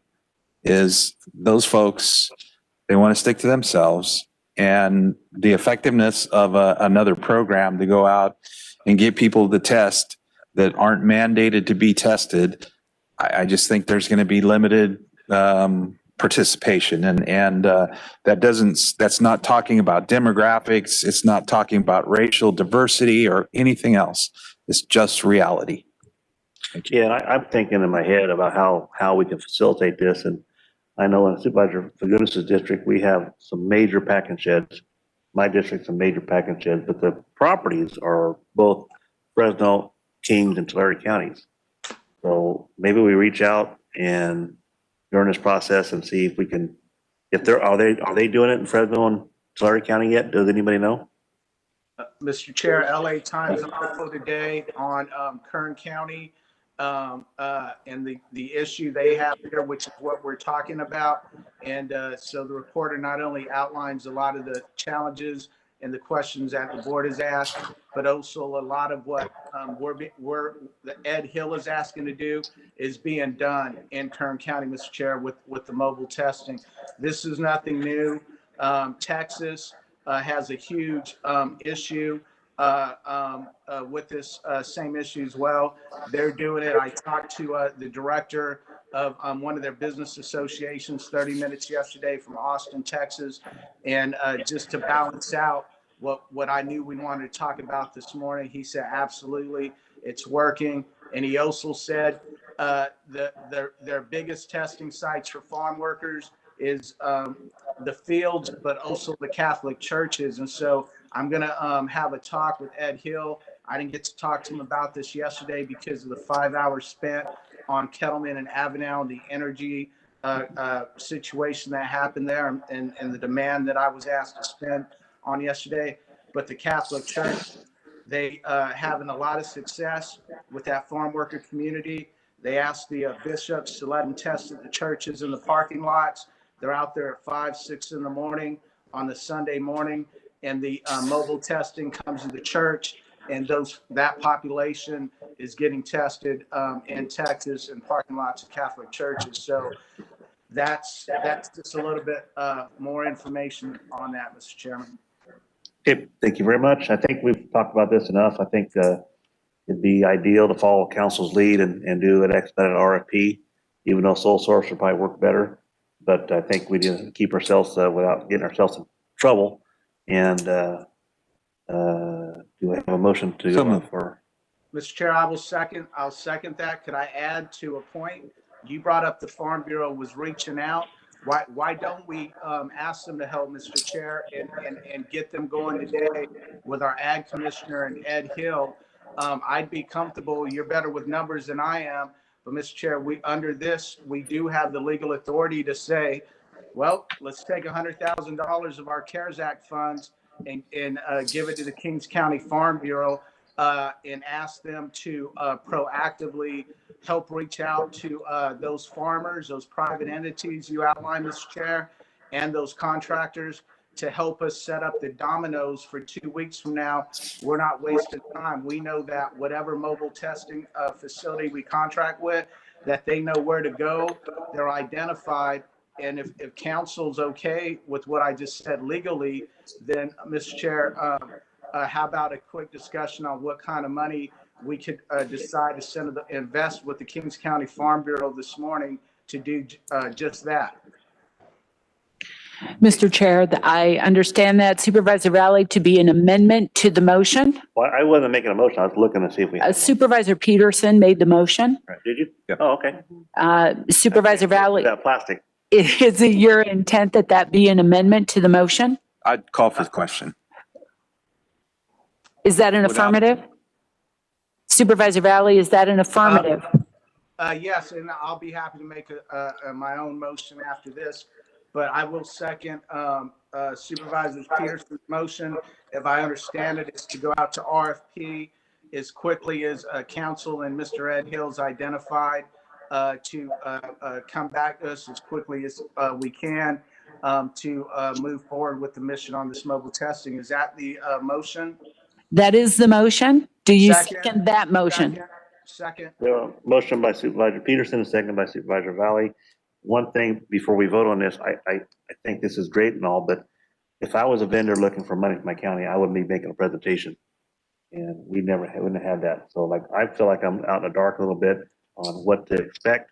But I'm going to support this. I just thought, if this exists out there, I mean, there's a lot of people out there take advantage of us because we don't pay attention. So I would feel more comfortable when it comes back to RP. We hear from the vendor themselves and say, this is a picture of our vehicle. This is a picture of our staff. This is what we've done in the past. This is where we look to go in the future. I would feel more comfortable with that, not just hearing through Supervisor Valley litigation back to me. Mr. Chair, that was set to happen today. Ed Hill and County Council can tell you that. They were set there to come on today to do that. But yesterday when the text message, it came through the form of a text message to me, it's called off. We're told we can't sole source. We're going to have to go to RFP. And so I'm not trying to be the lead here, Mr. Chair. You all have issues that you're passionate about. And as a team, we come back as a whole to join together and have this discussion. And yes, I have spent a lot of time in this. It's no secret that I'm the son of a farm worker farm working parents, and this is very near and dear to my heart, just like you as ag, I know you have a lot of respect for farm workers, and I know your farm workers have respect for you because the way you treat them. But that is why I have spent a lot of time on this, Mr. Chair. But they will be online to present. I can guarantee you that, and Ed Hill can tell you that. Okay, thank you. We have a motion and a second. Madam Clerk, please call the roll. Supervisor Peterson? Aye. Supervisor Valley? Aye. Supervisor Neves? Yes. Supervisor Fagundes? Yes. Supervisor Verboen? Yes, 5 in favor. We approve this motion to come back with the expedite RFP and appreciate your conversations. And do you have something to say? It's just a couple more, or one item on the COVID update with Ed Hill. Yeah, Ed, thanks for the report. Also, I know our numbers look like they're starting to improve. We've spent significant funding on public service announcements that are going to start hitting pretty quickly. The governor guaranteed that he'd be back with us in 3 weeks. We're doing our part to make sure that people are living their lives safely. Have you had any indication, that the governor is going to start addressing? Because, everybody we're talking about here, all of our citizens, we also have businesses in this community that have been sitting idle again. And the last time we did this, we allowed this to go on for some time before we started raising concerns. And I think, we need to consistently apply pressure. And if you haven't heard anything through your channels, then I think the board should consider, requesting updated information from the governor's office on how and when small businesses are going to start to open. I mean, they just simply, I know we've issued, and you saw the demand today for the amount of money that was put forth, but there is no amount of money that is going to save that. The only thing that's going to save that is getting our businesses back open, and we have to continue to press because it's not going to happen unless we do. And so just from the standpoint of Ed Hill, any communications statewide with respect to this issue? Thank you, Supervisor Peterson, through the chair. Unfortunately, there has not been any talks from the California Department of Public Health. I don't speak directly with the governor's office. I'm sure you're aware of that, but they do, and those discussions have not occurred. There has been, as in the past when this occurred, where there was a big push to start opening businesses. I have seen several letters written by health officers in some of the counties coming together and requesting that restaurants be allowed to operate or serve inside again. And so we're starting to see that event occur again. In addition to that, we'll have the opportunity to speak with the state agencies. One of the things that they want to hear is where are they missing the mark? Where are things that could be done better? And then as I discussed in the past, we're seeing our greatest case growth through the essential workforce. So given that, it would be appropriate to ask the state to start taking a better look at the data as well as where they're seeing the cases and adjust accordingly. They have mentioned that, but they have not mentioned anything about if they're going to start looking at opening businesses at this time. Okay. Well, I think we should draft that letter and have it prepared for our folks when they come to visit us here. We cannot sit on this and wait. I think, you can only do what you can do. The public services announcement, encouraging people to be safe, and that should, reverberate through the community. But again, there's no amount of money, CARES Act or anything else that's going to backfill this. And it's just, businesses have proved that they can operate safely. They've created the shields and the restaurants and all that other stuff. And so I don't want to belabor this issue too much longer because we've been on it a lot. But, we're talking about private individuals, but we can't forget about the thing that drives our communities, which is small business. So and I would make a motion to draft that letter. Yeah, and I'll second too. I think it's important that we discussed today the essential workforce, keeping them safe. And at some point, it is the individual responsibility to make sure that they stay safe and healthy the whole time too. So we don't want to take away the freedom and give people a choice. And move forward. I want to get back to normal again. The virus may be here for a long time. I said at the beginning, it might be 26 months, a little over 2 years, and looks like we're doing pretty good. We're almost month number 6 right now. So we need to learn to live with it and keep ourselves healthy and take responsibility for ourselves. I mean, if it's killed with soap and water, keep yourself clean. Stay away from others. I think we'll be all right. So who's going to, you have Ed draft that letter? Administration, Ed, yeah. Well, we can work together on that. If- Want a motion on that? You got a motion in a second. You want a roll call? Mr. Chair, can I speak in support of that real quick? Yeah. Mr. Chair, in support of that, I do want you to know I was going to wait till board member announcements, but yesterday I did work with Assembly Member Rudy Salas. I wrote up an email asking him to relay my request. It's an invite, official invite to the governor to come to Kings County. I'm asking the governor to come here to take a look at what we are doing with our essential workers and our workforce, to come down here. The invite is also to in our county to hold his noon update that the briefings he's done. We've seen him do it around different locations in the state, not just from his conference room. I've asked him to come personally to my district in anticipation that I believe we were going to have mobile testing going. After I sent that invite, a few hours later is when I got a text saying that we would not be able to vote on a contract for that mobile testing today. But as it stands, I do have an official request in. Assemblymember Salas texted me last night that he had a personal conversation with the governor and that he would be looking to update me on the request. So that's in the works too, Mr. Chair. Very good. Thank you. Okay, Madam Clerk, please call the roll. Supervisor Peterson? Aye. Supervisor Verboen? Aye. Supervisor Neves? Yes. Aye. Supervisor Fagundes? Yes. Supervisor Valley? Aye. Okay, we'll approve 5 in favor to draft the letter to the governor, and please let us open our businesses and take responsibility amongst ourselves. Rebecca? We'll have that ready on Thursday for when they arrive. Yeah, thank you. Okay, Mr. Chair, my hand is up on the computer. okay, is it? It is. All right, go ahead. One more item for consideration before we close out the ability to take action here. Mr. Chair, I do want to follow up. You made a good point, and it reminds me when I look at Fresno County, their board allocated funding to their farm bureau. The LA Times story I read includes comments to that nature on the Kern County side of the house. Mr. Chair, would the board be open to a conversation? Get to me, President. Sorry, he reminded me of Fresno got 2 million for their. No. Through the high-speed rail. Oh, okay, yeah. We got active.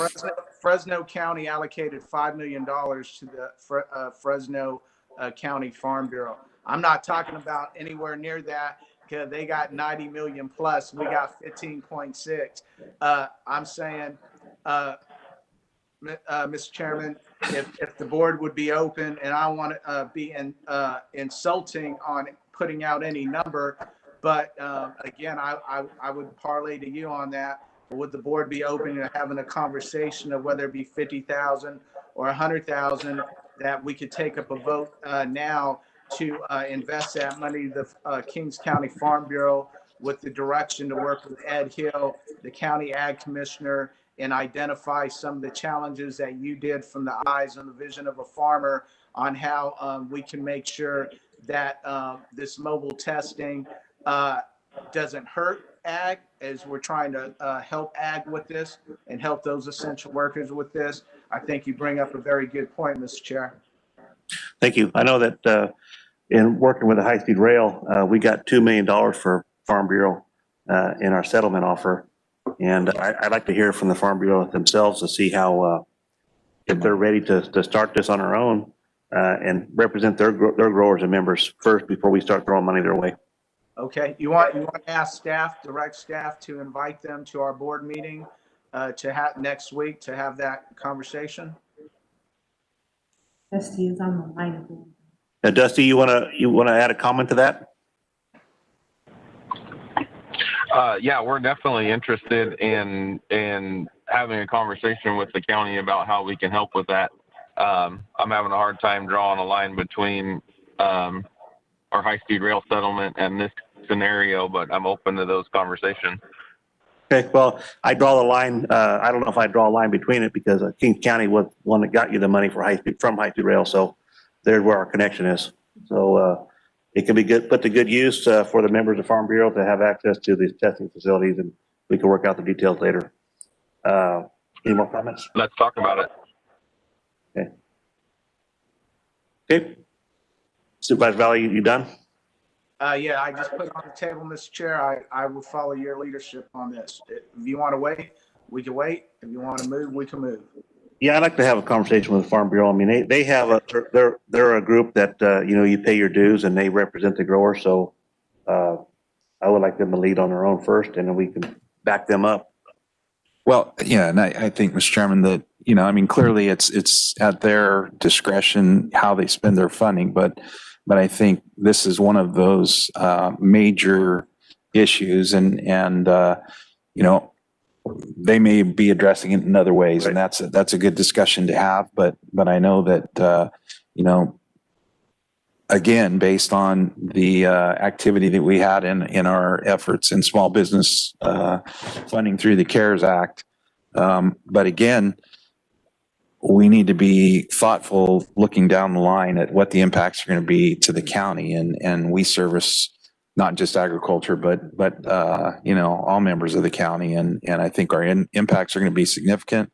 I think we'll have budget items continuing to come our way that are going to show, the standard state financing and funding that comes through this county is going to reduce. And so we all have to pull the wagon together. And if this is not a priority of the Farm Bureau, then, it's just not. But I think rather than commit funding to this portion, I know that it's a question to them and an effort to cooperatively, take a step in the right direction. But again, it's their funding and it's up to them. Yeah, I think it's important to follow Farm Bureau's lead, support them in any efforts we can, and not just throw money at them and hope they can pick up where we want them to. So they have their own organization and they do a good job. So we'll go off RFP. We got that going. Farm Bureau, they can take their lead. We'll have a conversation with them. Maybe have that with one other board member, whoever wants to join me on that call. And then, so Rebecca, looking at the agenda here, do you think we've done item B already on item B, 1B? Yes, we have. There's no changes in statewide reopening. Something else, but anyway, we're moving forward. We're doing what we can with what we have. So move on now to board member announcements or reports.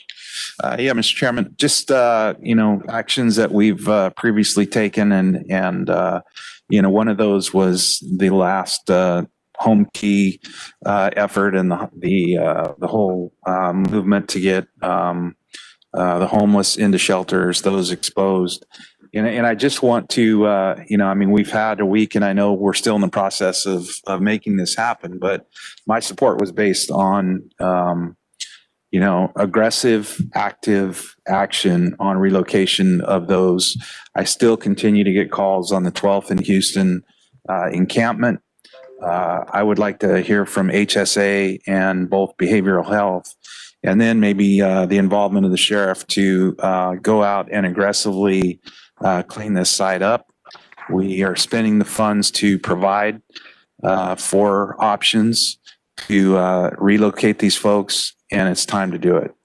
So that's all I have. Thank you. Supervisor Valley. Yes, Mr. Chair. I would like to be the other board member, if that's okay with the rest of the board, on that call with you and the Farm Bureau, Mr. Chair, to help connect the dots on what I've been privy to by working with Ed Hill on the challenges associated with mobile testing.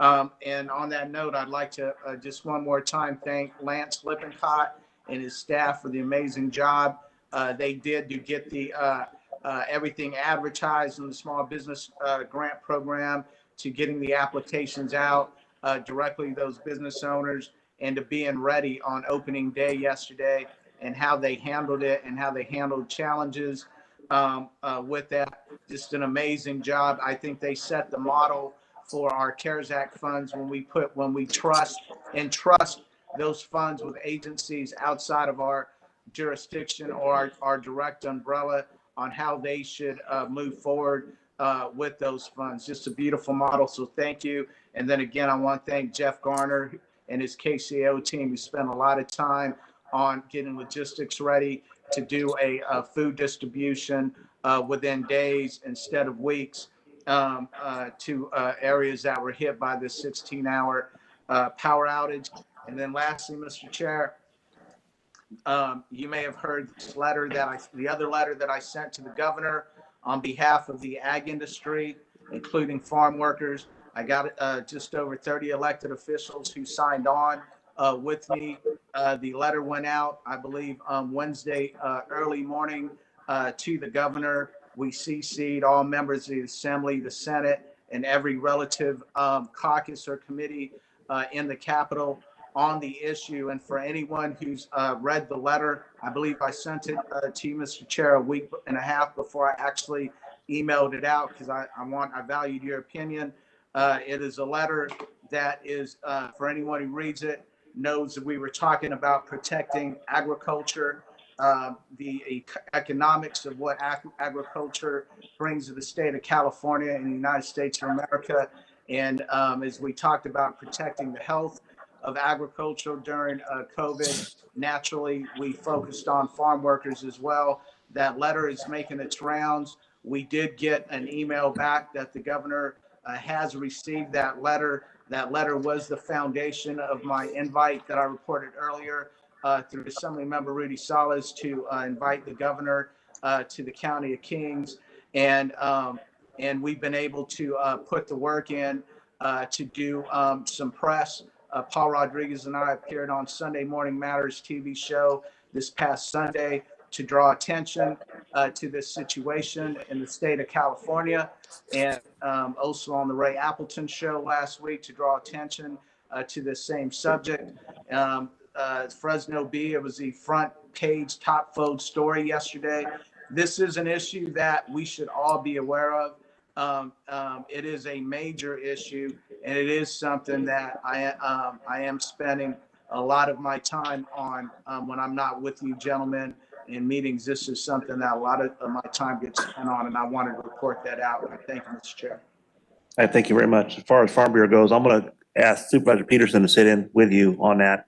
He's past president of Farm Bureau, and he can represent pretty well for the county. Probably better than I can. So I appreciate that. Supervisor Fagundes. The only thing, I have also had some calls on the homeless on this issue, but I haven't got any responses, and it's kind of I'm beating a dead horse. So, hey, thank you. Supervisor Neves. Thank you, Mr. Chair. Fresno State had a webcast last week dealing with funding water infrastructure, both ground and surface water. 3-day event went very well. South Fork Kings Technical Advisory Group held their meeting and talked about the Tulare Lake Subbasin funding status, some funding coming through, as well as an update on the aquifer storage and recovery project. Continues to go through. That project has gone to the Department of Water Resources to sign off on that permit.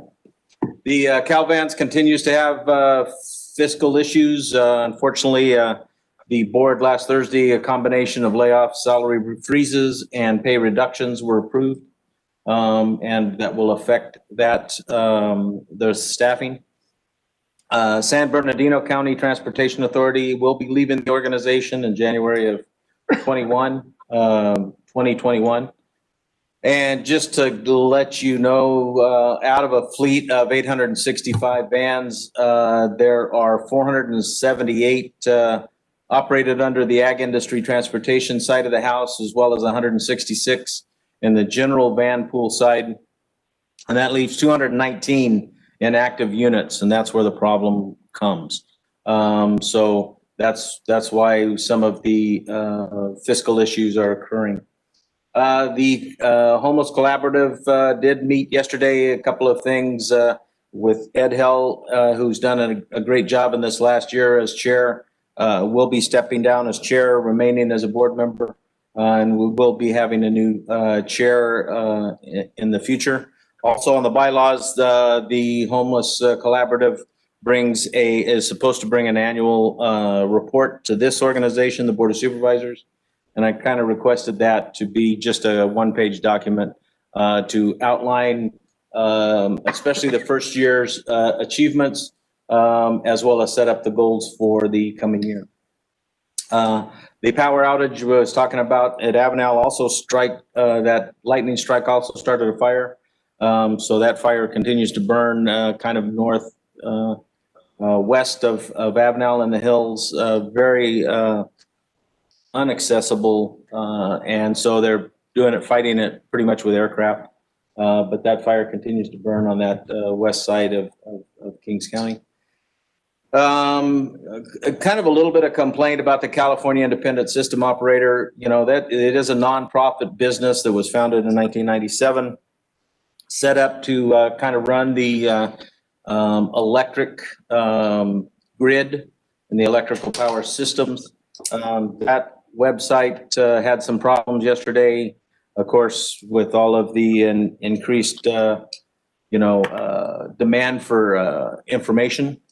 And so it's kind of disappointing to have that occur. And I understand the schools are back online. Everybody's teleconferencing. Everybody's wanting energy and data, right now.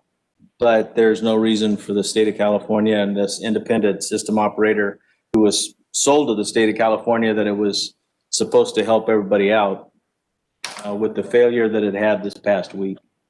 And then Amanda pulled together a heat event briefing last Sunday, kind of looking around at the fire in Avenal. There was some 113-degree weather, and granted, it was recorded in the car out on 33 near the Hewitson Ranch, but still, it's very hot.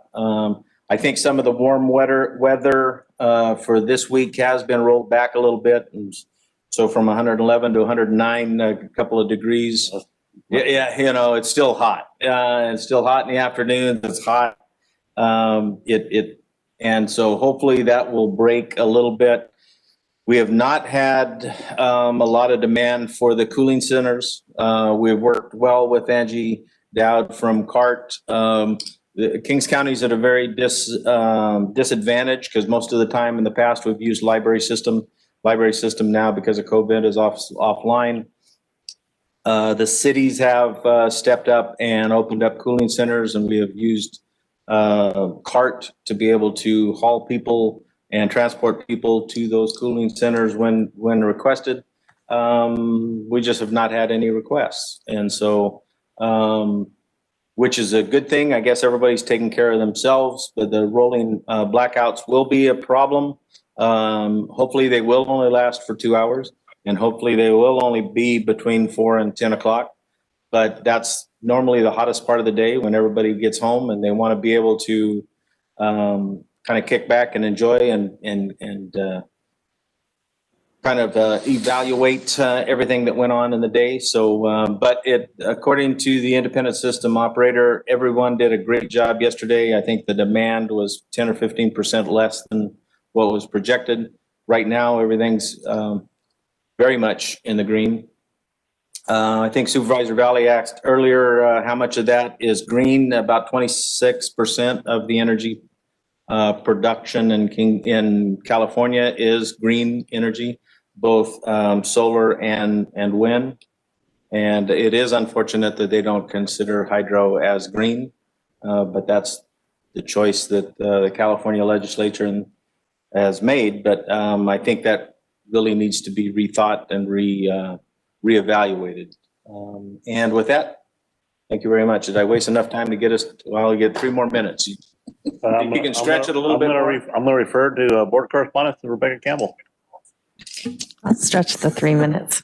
So in correspondence, last night your board received notice from our Chief Probation Officer, Kelly Zuniga, that she has been appointed to by the governor to the Board of State and Community Corrections Board. So congratulations to Kelly on that.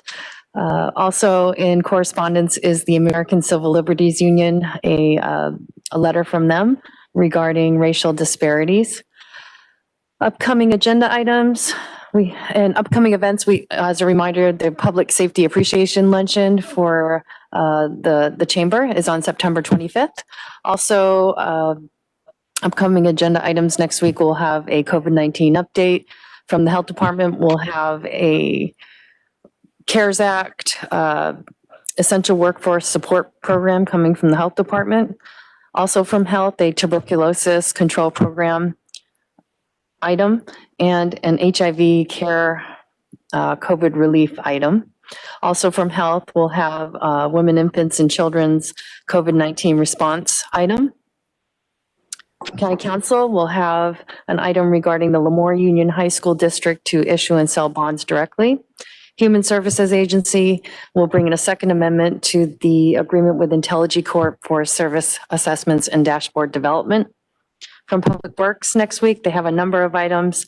They'll bring in alternative fuel purchase grant application and SB1 funded roadway improvement projects.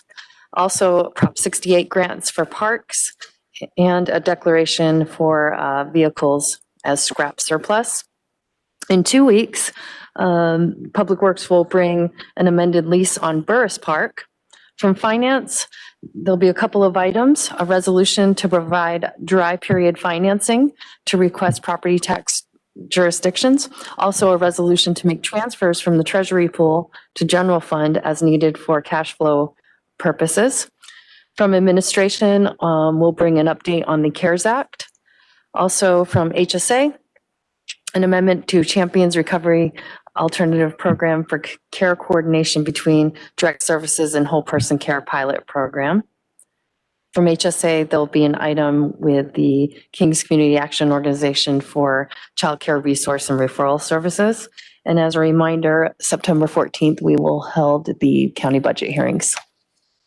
All right, thank you very much. At this time, we'll go ahead into closed session for litigation initiated formally by the title is Burlington Northern Santa Fe Railroad Company versus Alameda County et al.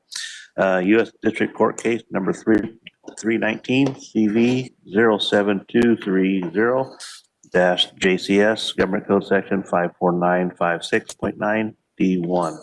Then we're going to go ahead and do personnel matters, Government Code Section 54957, Public Employment, Title Assistant County Administrator Officer. Madam Clerk, do you expect any reporting out? We do not.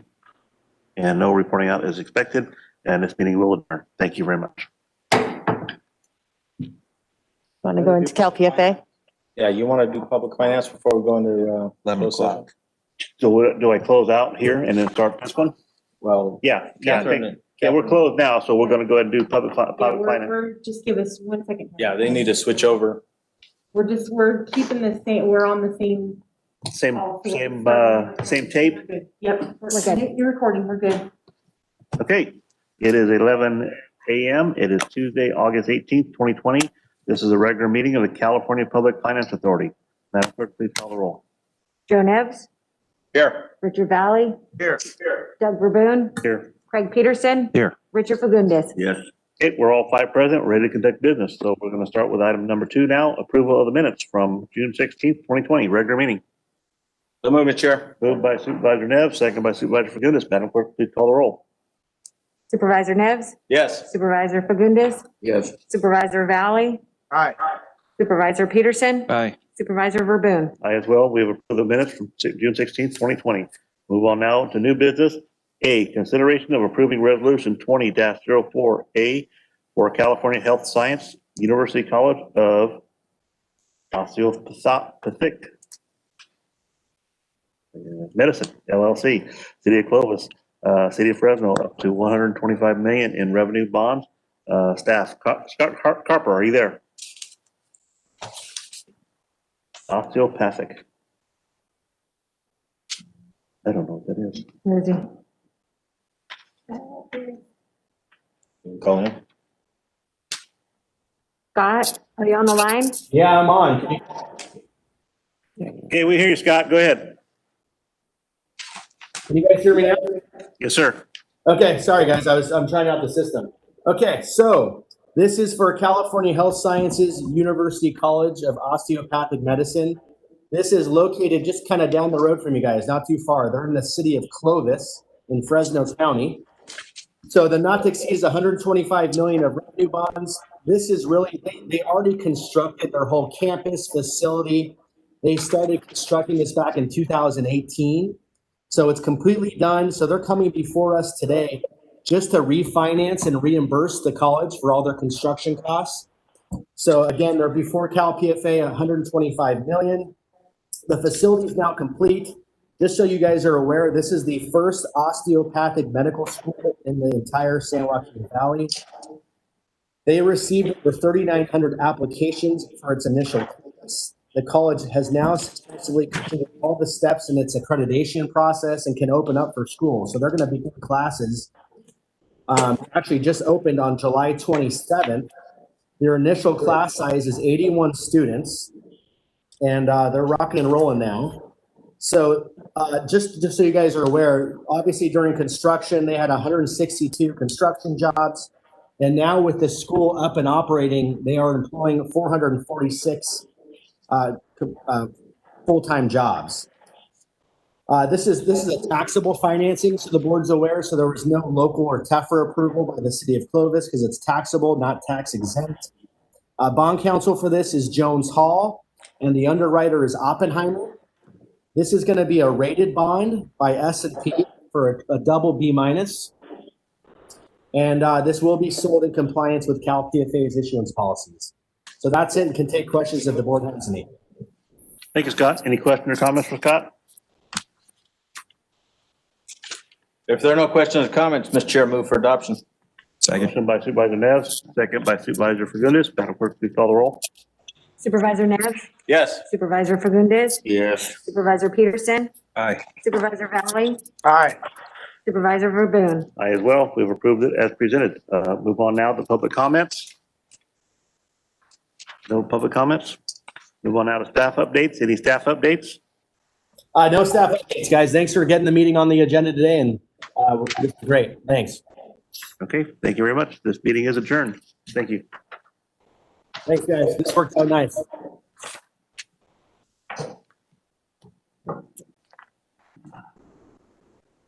Now I exit the meeting. Okay, now we do the close. Now you can do this.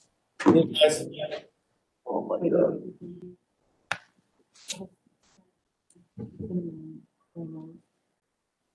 Richard, we sent you the link for the next meeting for the closed session.